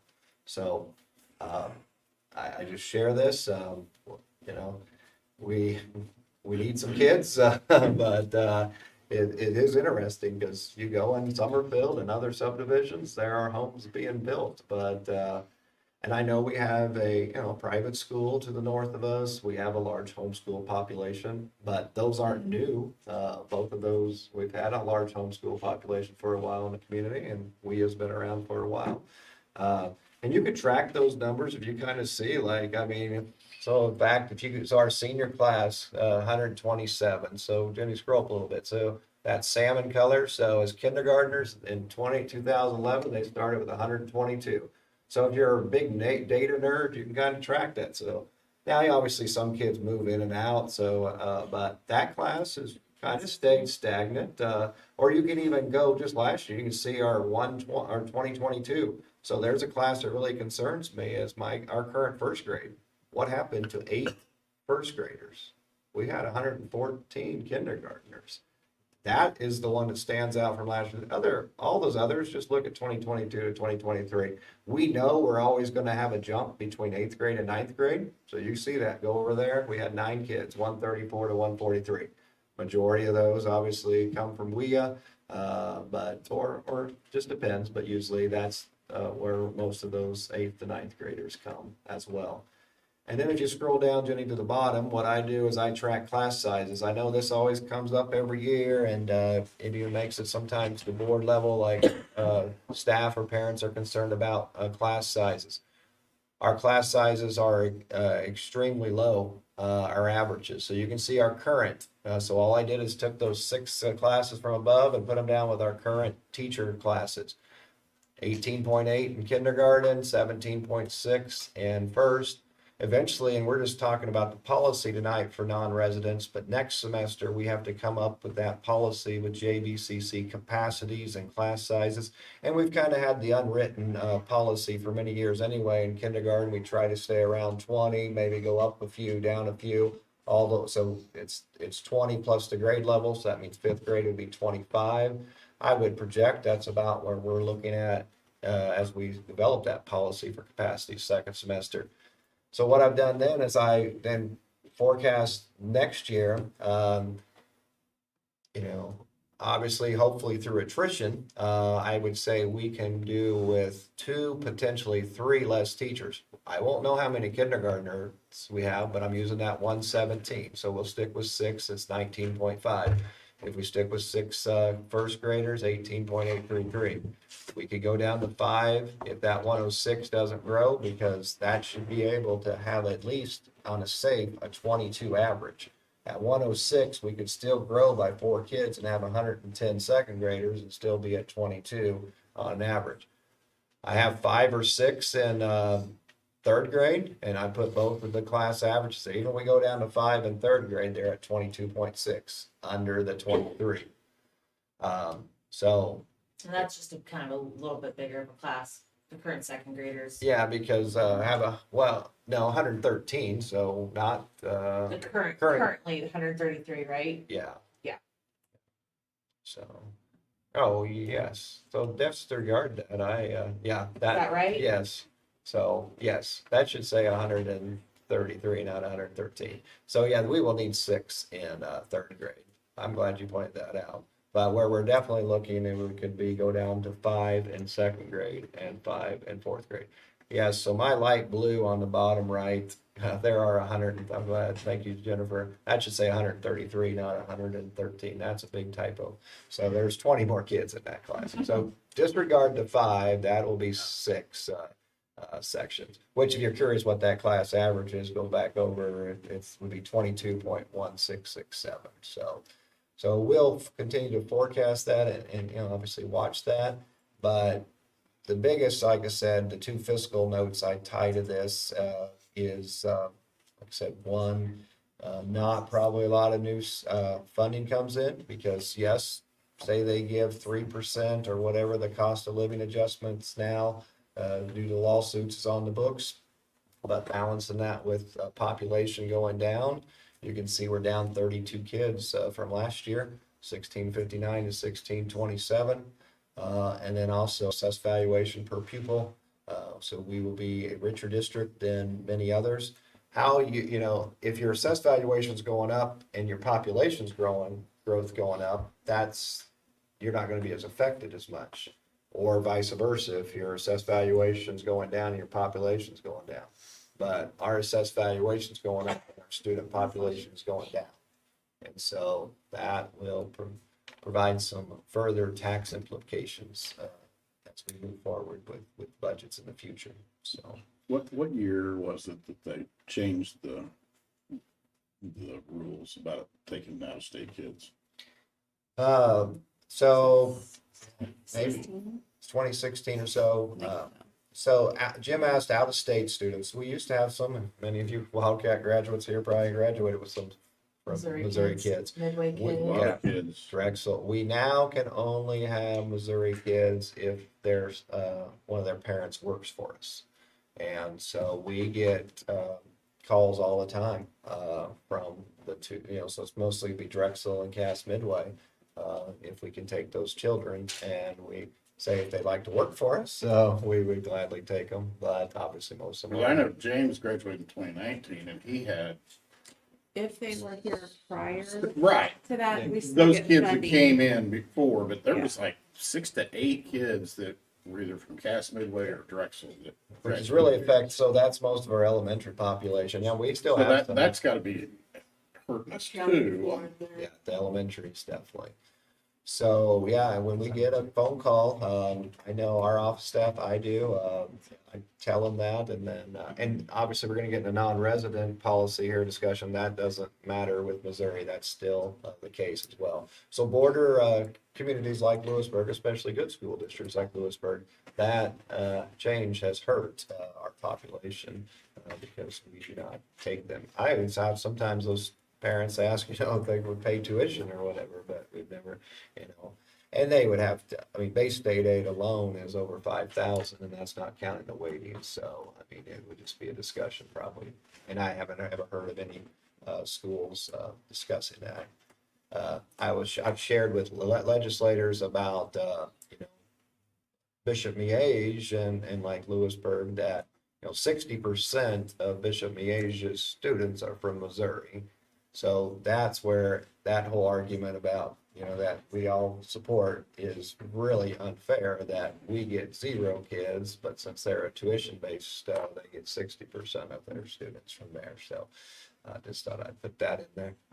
Quickly. But, so we will weather the storm, but obviously we discuss and look at budgets all year. This has to be, as we discuss things. And like I said, it's just not teachers, but as Dave does the science curriculum, as Richard does Chromebooks next year, as do we need, are there capacity as we buy buses? So it's really everything, food service, because everything is tied to these numbers that we do in school. And so we do just have to continue to be strategic. I'm not overly nervous about it, but it is something that we can't avoid, or we could set ourselves up for failure in the future. So, and hopefully some kiddos start showing up.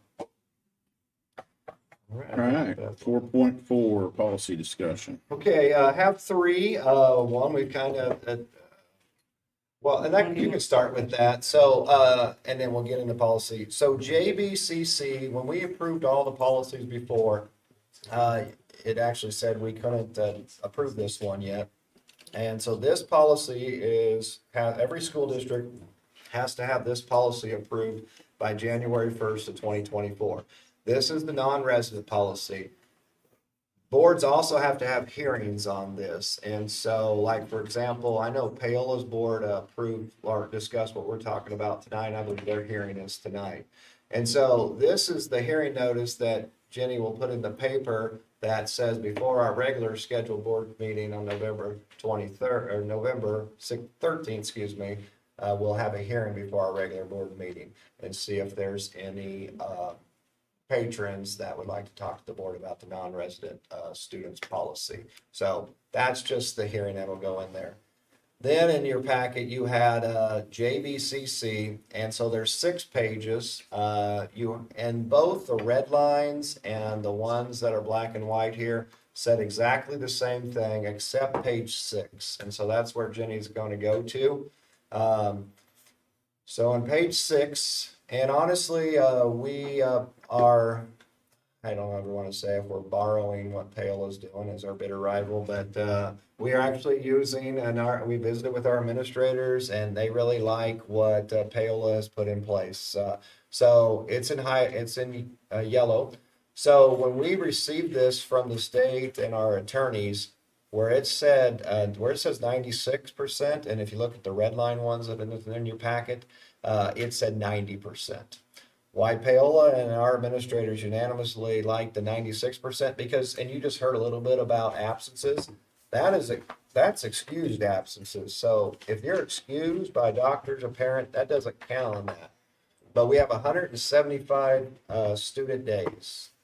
And if you miss 4% of that's 7 days. Well, compulsory attendance laws and truancy in Kansas is, so unexcused absences is 3 in a row, 5 in a semester, or 7 in a year. So if you miss 7 out of 175 days, that is that number. And so that's why Paola raised that, and that's why our board or our administrators thought that would be a good number to bring to you as well. As you can see, it's excluding excused absences.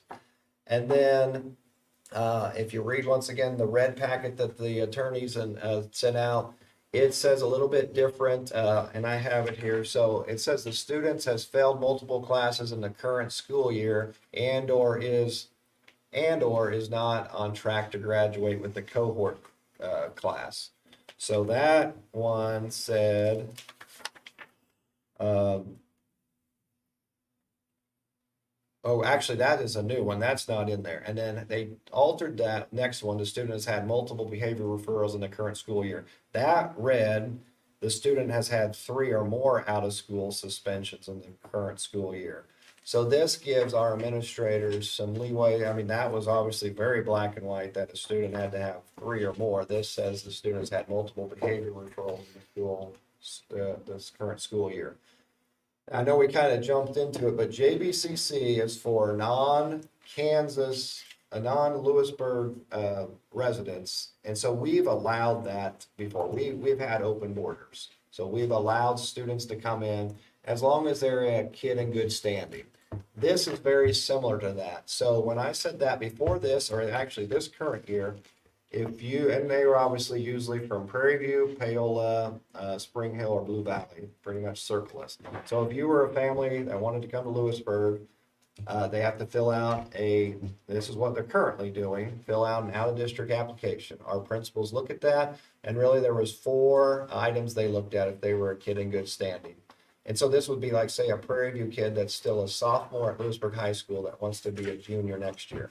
So Amy on that application would look at, is that student have, decent grades, decent attendance, good behavior, and is paid kind of all their fees. So they're not delinquent on fees and all that. Doesn't mean they have to have a straight A's and all those, but those are the 4 things. So this puts those things more in black and white and spells those out. Where this was, and actually was opposed by districts when the legislators were looking at this, were your closed districts. So the districts that did not want this, that were closed, so your Blue Valley, Spring Hills, and others, did not want this policy, but obviously it is in place, and so all 286 districts are having to go through this. So the policy is just tonight. The next semester, because by May, so the timeline of all this, and let me read it so I don't confuse anyone. It's new. I have it here. So by January 1st, the board must adopt a policy. Then before May 1st, the district capacities are determined. So next semester, then we'll be working on what's our elementary capacity sizes, what is our high school, and you actually at the secondary, it's going to even be more tricky because you actually have to look at what they consider each program. So how many kids can be in the ag program, the band program, the choir program, the business? So kind of those tracks as well. You not only have to look at the physical plant, so how many kids can Louisburg High School hold? And we know Louisburg High School can hold more. There's locker bays that still aren't even there. And we have some few classrooms empty. So that's one part of it. But how many kids can fit in each math classroom? And so it is going to be a little more intricate when we do the middle school and high school at the secondary level. If you take Rockville and say, if we're going to say kindergarten is roughly that's 20, well, Janelle has 8 classrooms in the pod, so 20. So really our kindergarten class, roughly about 160 we could take as kindergartners. So this, and I did check even since Jim and I have visited, school districts with this policy and this new law, you are required to take any kid that enrolls. So even if they are a kid not in good standing from one of our neighboring school districts, you have to take them the first year. This policy allows, if they don't then start doing what we expect of a student, they do not have to come back the following year. The only exception is if they are in a long-term expulsion hearing. So if they, did something bad where they have 186 days that they're out of school, and that happened in, say, February, well, the state law, if it was a weapon charge or something really bad, they have to ride out that entire time. That's rare, obviously, and so for most students that would want to attend, they are going to be permitted to attend our schools the first year. This allows our administrators to say, and we hope they come in and be successful, but if not, then this allows them not to. Where schools have to build the capacity, if you hit that, then we'll develop that with procedures second semester, there would be a potential lottery process on that. Right now, as you can see our numbers, we are so far from that.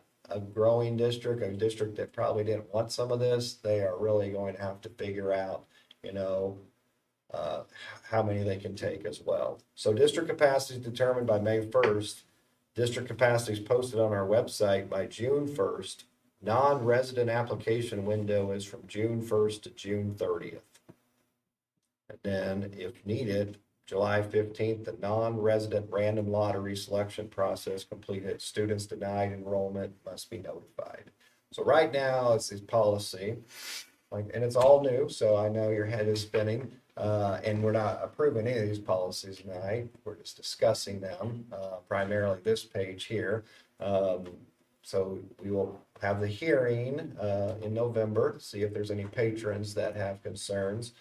You would approve this in November. It has to be adopted by at least January 1st. So we only have 2 regularly scheduled board meetings left before January 1st.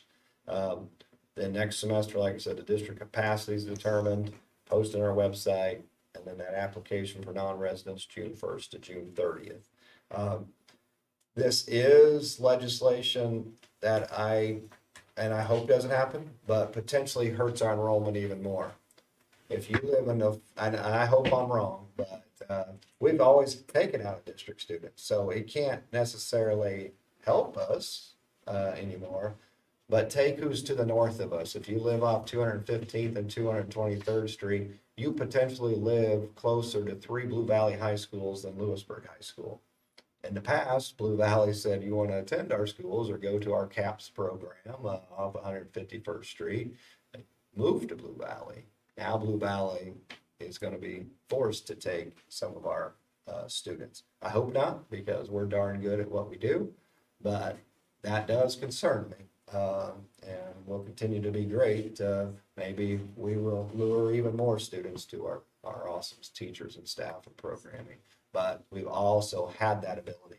Spring Hill's been closed, Blue Valley's been closed. Now Spring Hill and Blue Valley are both open, just our 2 border ones that are going to the north. Paola, Prairie View, they've been open. How close are they to capacity already? It won't Valley, matter. Spring They'll Hill? be forced to take them and then they'll go through the lottery. So potentially then some of our students get in that lottery and others don't. So you'll just never know. And they'll continue obviously to build schools as they continue to grow. So that is a Hopefully we'll get more as people know openly that it's open, right? So, but on this one, and like I said, if you want to look what that looks like, maybe if Jenny keeps that up there, if you have what I'd sent you, pull up the red one, or she can go to that one. But what questions do you have, or you can even ask the administrators that are here. You're not voting on anything tonight, but if we need to change anything or ask for clarity. Do we like that it says multiple and not like we're more I think or something? I think multiple gives us some flexibility. Yes. Because the other one said 3, and so it allowed, I think, our administrator, and kind of like what you even heard some Broadmore say, usually if they're one of these is affecting at one of these bullet points, they're probably multiple ones, and so they would be able to bring up a lot of those. But I don't know, administrators, I know we discussed it, you liked it. Well, the multiple, when we were set at a number, we just thought like if infraction 1 and 2 was really bad. Sure. We wanted to have that flexibility, so that's probably not something we have to be in most of our schools. Makes sense. I felt the same way at first, and I'm like, ooh, I don't know about the word multiple, but I get it.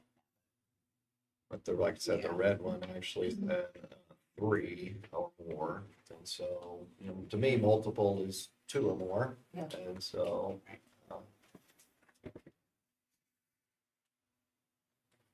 And I would say for the most part, and I guess I believe our current out of district students have been, for the most part, real successful. Now, once again, we've had that process where if they're not a kid in good standing, we haven't accepted them again, but I don't recall, in my tenure where too many we've said, we appreciate it, but now you need to go back. And also this law, the transportation rule hasn't changed. And so if we accept a kid from out of district, our buses cannot go get them. So that's how it currently is. And it doesn't read that in here. And also what's in here is about CASA. And so this does not change CASA. So they are still have to sit out an entire, it used to be 6 months. Now it's a year. So if we accept a new kid next year, that hasn't been, now if they were here this year, then they're okay. But if we take a kid next August from Prairie View and they want to play sports, they can play sports, but non-varsity. As a junior, that's obviously allowed, but that student would not be able to participate in any CASA activities for an entire year. That student come back their senior year, still coming up from Prairie View, They could if they started in the 9th grade. Ninth grade, yes, I'm glad. So, yeah, Acacia allows kind of a do-over. They allow eligibility to start over in ninth grade and seventh grade, I think. So yes, thank you for that, Claire. But if they're not a kid coming in as a seventh grader or ninth grader, they have to sit out an entire year. As long as as long as the district they're coming from has that sport. So like, I mean, because like we have kids, for example, that play football. That's a whole different So deal. I guess my question is, Prairie View, do they have a soccer team? Well, so So what you're they bringing, can bring a sport There's that an they don't exception, have. there's an exception with Acacia. If they transfer to a school that does not have, correct, Michael? yeah, You know the rule book better than anybody. well, they would provide. If they go to a school that did not, that the previous school did not have that sport. Exactly. Then they can, if they're eligible immediately. So yes, Prairie View not having soccer, they'd be eligible immediately, or even there are other hardship situations. yeah. And we've approved different hardships. Now, how a hardship works is both schools have to approve that. So even if we're like, sure, that kid, you know, we checked out, going to be great in the classroom and out of the classroom, that the school they're coming from has to approve it. If they don't, then it's, you know, going to be very difficult. But then even when both schools approve, then it goes to CASHA, and there's a board that approves those situations as well. So, you know, there are different hardships out there, both academically and extracurricular, but those are looked at on a case-by-case basis. And even like if currently our policy says that obviously a student just like this has to be attending by September 20th, that's the count date. So we don't allow non-resident students to enroll like second semester. And this policy would still support that. Now, if a family moves here, they can enroll tomorrow. But I keep using Prairie View, but so if a student wanted to come here second semester, we currently don't allow that. That student have to wait until in August. So I guess now with CASHA eligibility, that would speed that up because if they came, you know, second semester, then they're just setting out second semester and the first semester. But you know, obviously we've never allowed that to occur because of the count date. So, other thoughts? Or administrators, did I get everything? Really, I think this is gonna be more of a high school thing than it is to others. I mean, because like you said, it's up to the family to provide transportation. Well, it's gonna put a hardship on a lot of people. Yes. So You their kids mentioned the can drive. WIA thing, that's in place this year. That was a different law. That is the law that was put in place that allows resident students from private or homeschool to participate in in schools. So, but they have to be resident on that one. So if they live in our school district, then Yeah. So we have, in fact, I know we have a middle school student. Is that, how many did we have this year, Ty, do you know, in that situation? Just the one eighth grade boy, right? Okay.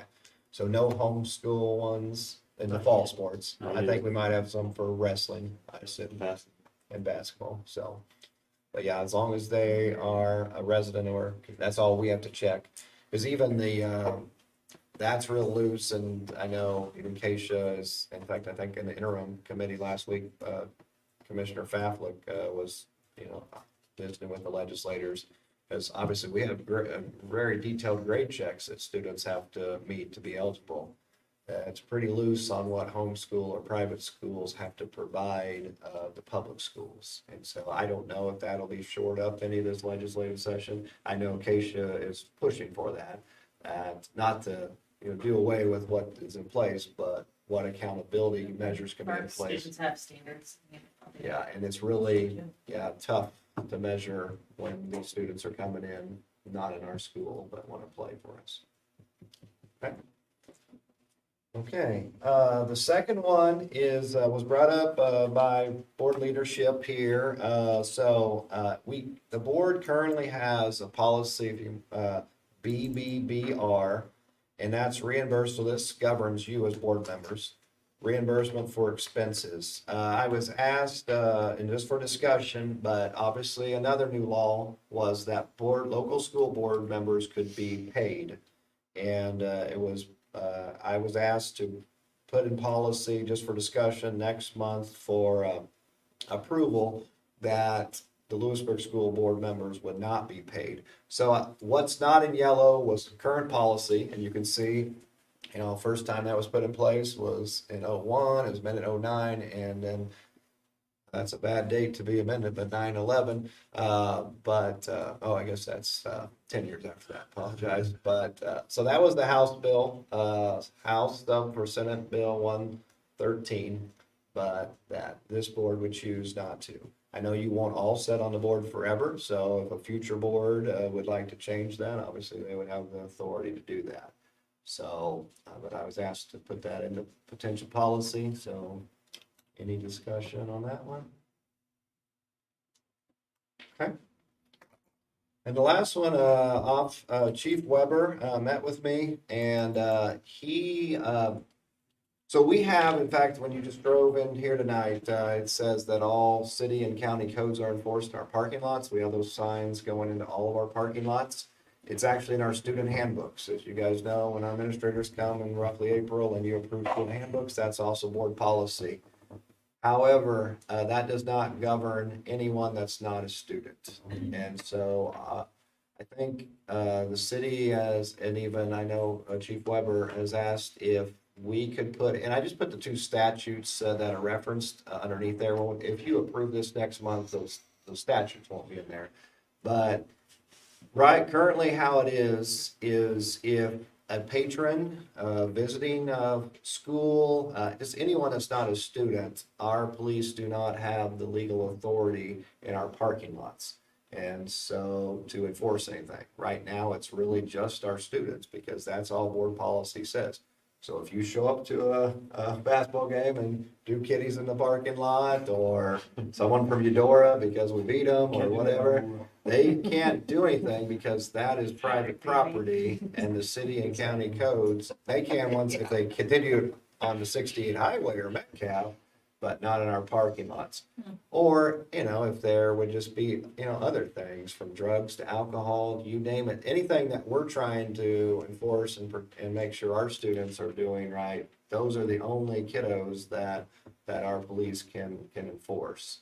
And so I know Chief Weber and the city would appreciate if we do that. So this is a brand new policy. We don't have LCC, and I see I need to put another C on the back side of that.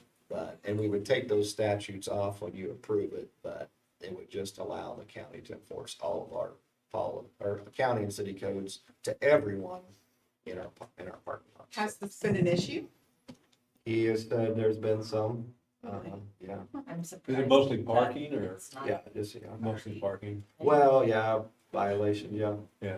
I So thought I that's Kind of concerning that it wasn't already a thing, I think. Also at the high school, we have all of our students have parking tags. So we regularly, will just loop out there and no kids that either are without a tag, but it also alerts some people that don't belong. But it's multiple times just in the last 2 years that I've been here where we've got kids from other schools coming for, not, wanting to fight people or wanting to cause problems. So sometimes it's before school, after school. We also had something just today, actually, that was a little bit alarming, like someone that does not belong at our school, that's in our parking lot. So he doesn't have that authority to, issue trespass.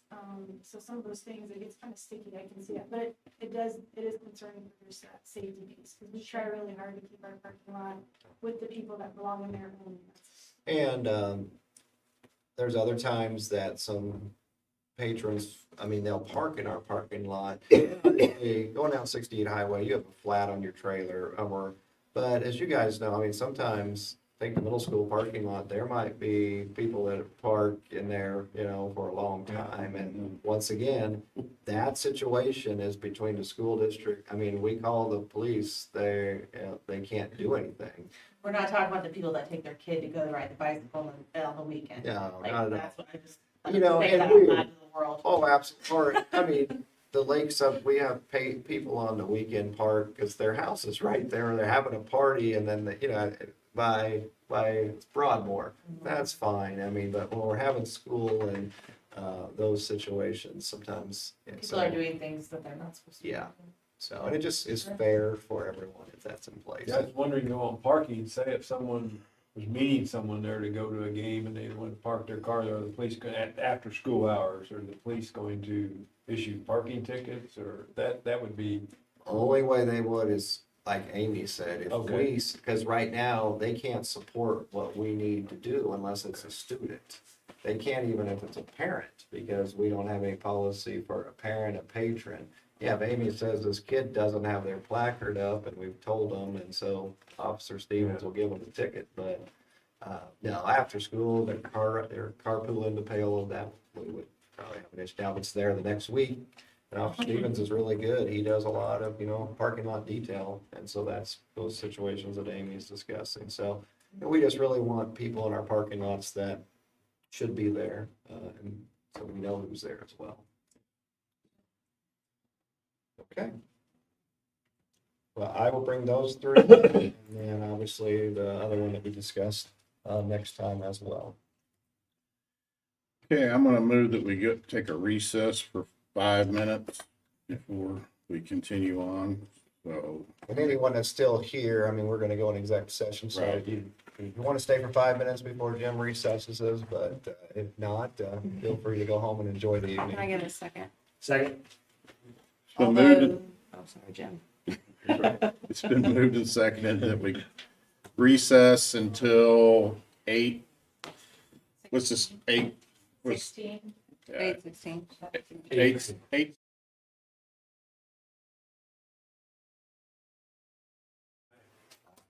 I should have. My computer said 8:11, so I just had to.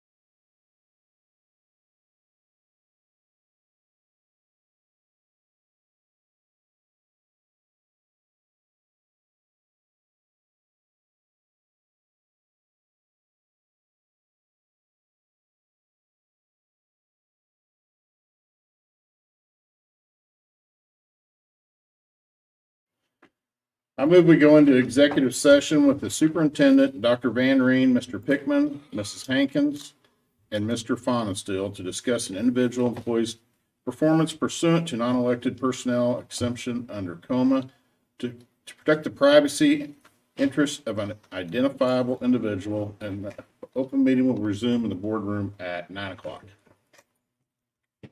I second it.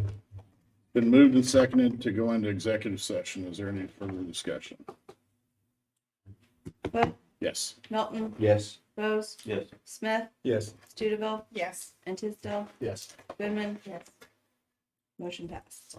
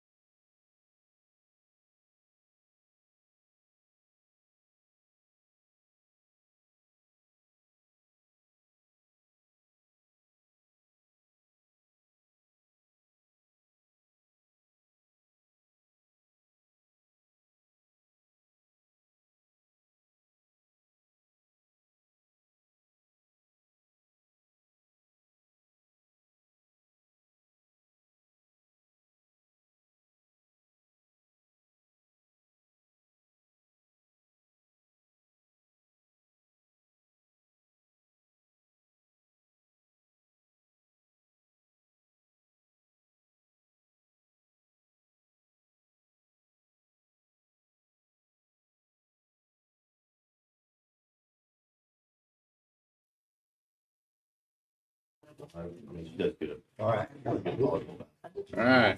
I move we go into executive session with the superintendent, Dr. Van Reen, Mr. Pickman, and Mr. Fonestil to discuss an individual employee's performance pursuant to non-elected personnel exception under coma to protect the privacy interest of an identifiable individual, and the open meeting will resume in the boardroom at 9:45. A second. Moved and seconded to go into executive session. Is there any further discussion? All those in favor? Aye.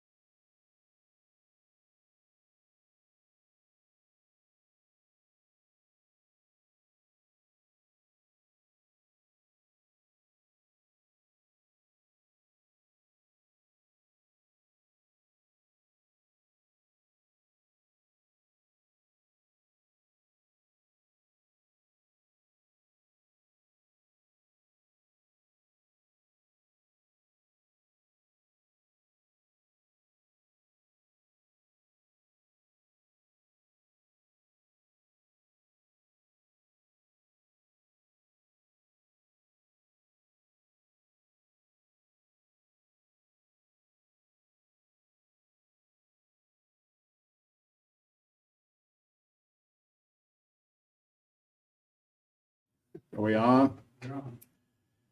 I move we go back into executive session with the superintendent, Dr. Van Reen, Mr. Pickman, and Mr. Fonestill to discuss an individual employee's performance pursuant to non-elected personnel exception under COMA to protect the privacy interests of an identifiable individual, and the open meeting will resume in the boardroom at 10 o'clock.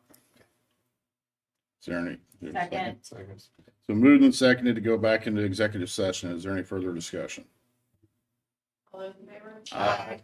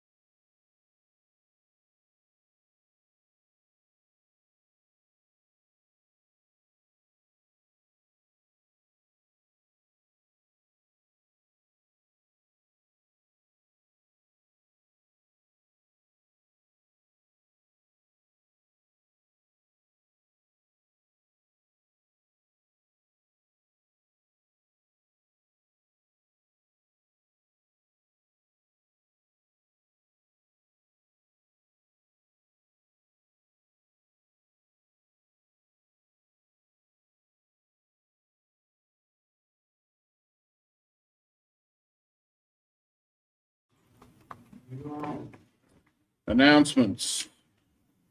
Next regular board meeting will be November 13th, 2023 at 6 PM. We have a motion to I adjourn move to adjourn our the August 9th, October or 9th October 9th. meeting at 10:01 PM. Second. It's been moved and seconded to adjourn the October 9th, 2023 regular Board of Education meeting. Is there any discussion? But Yes. Melton, Yes. Bose. Yes. Smith, Yes. Studeville, Yes. and Tisdale. Yes. Goodman. Yeah. Motion passed. Thank you, guys. Thank you.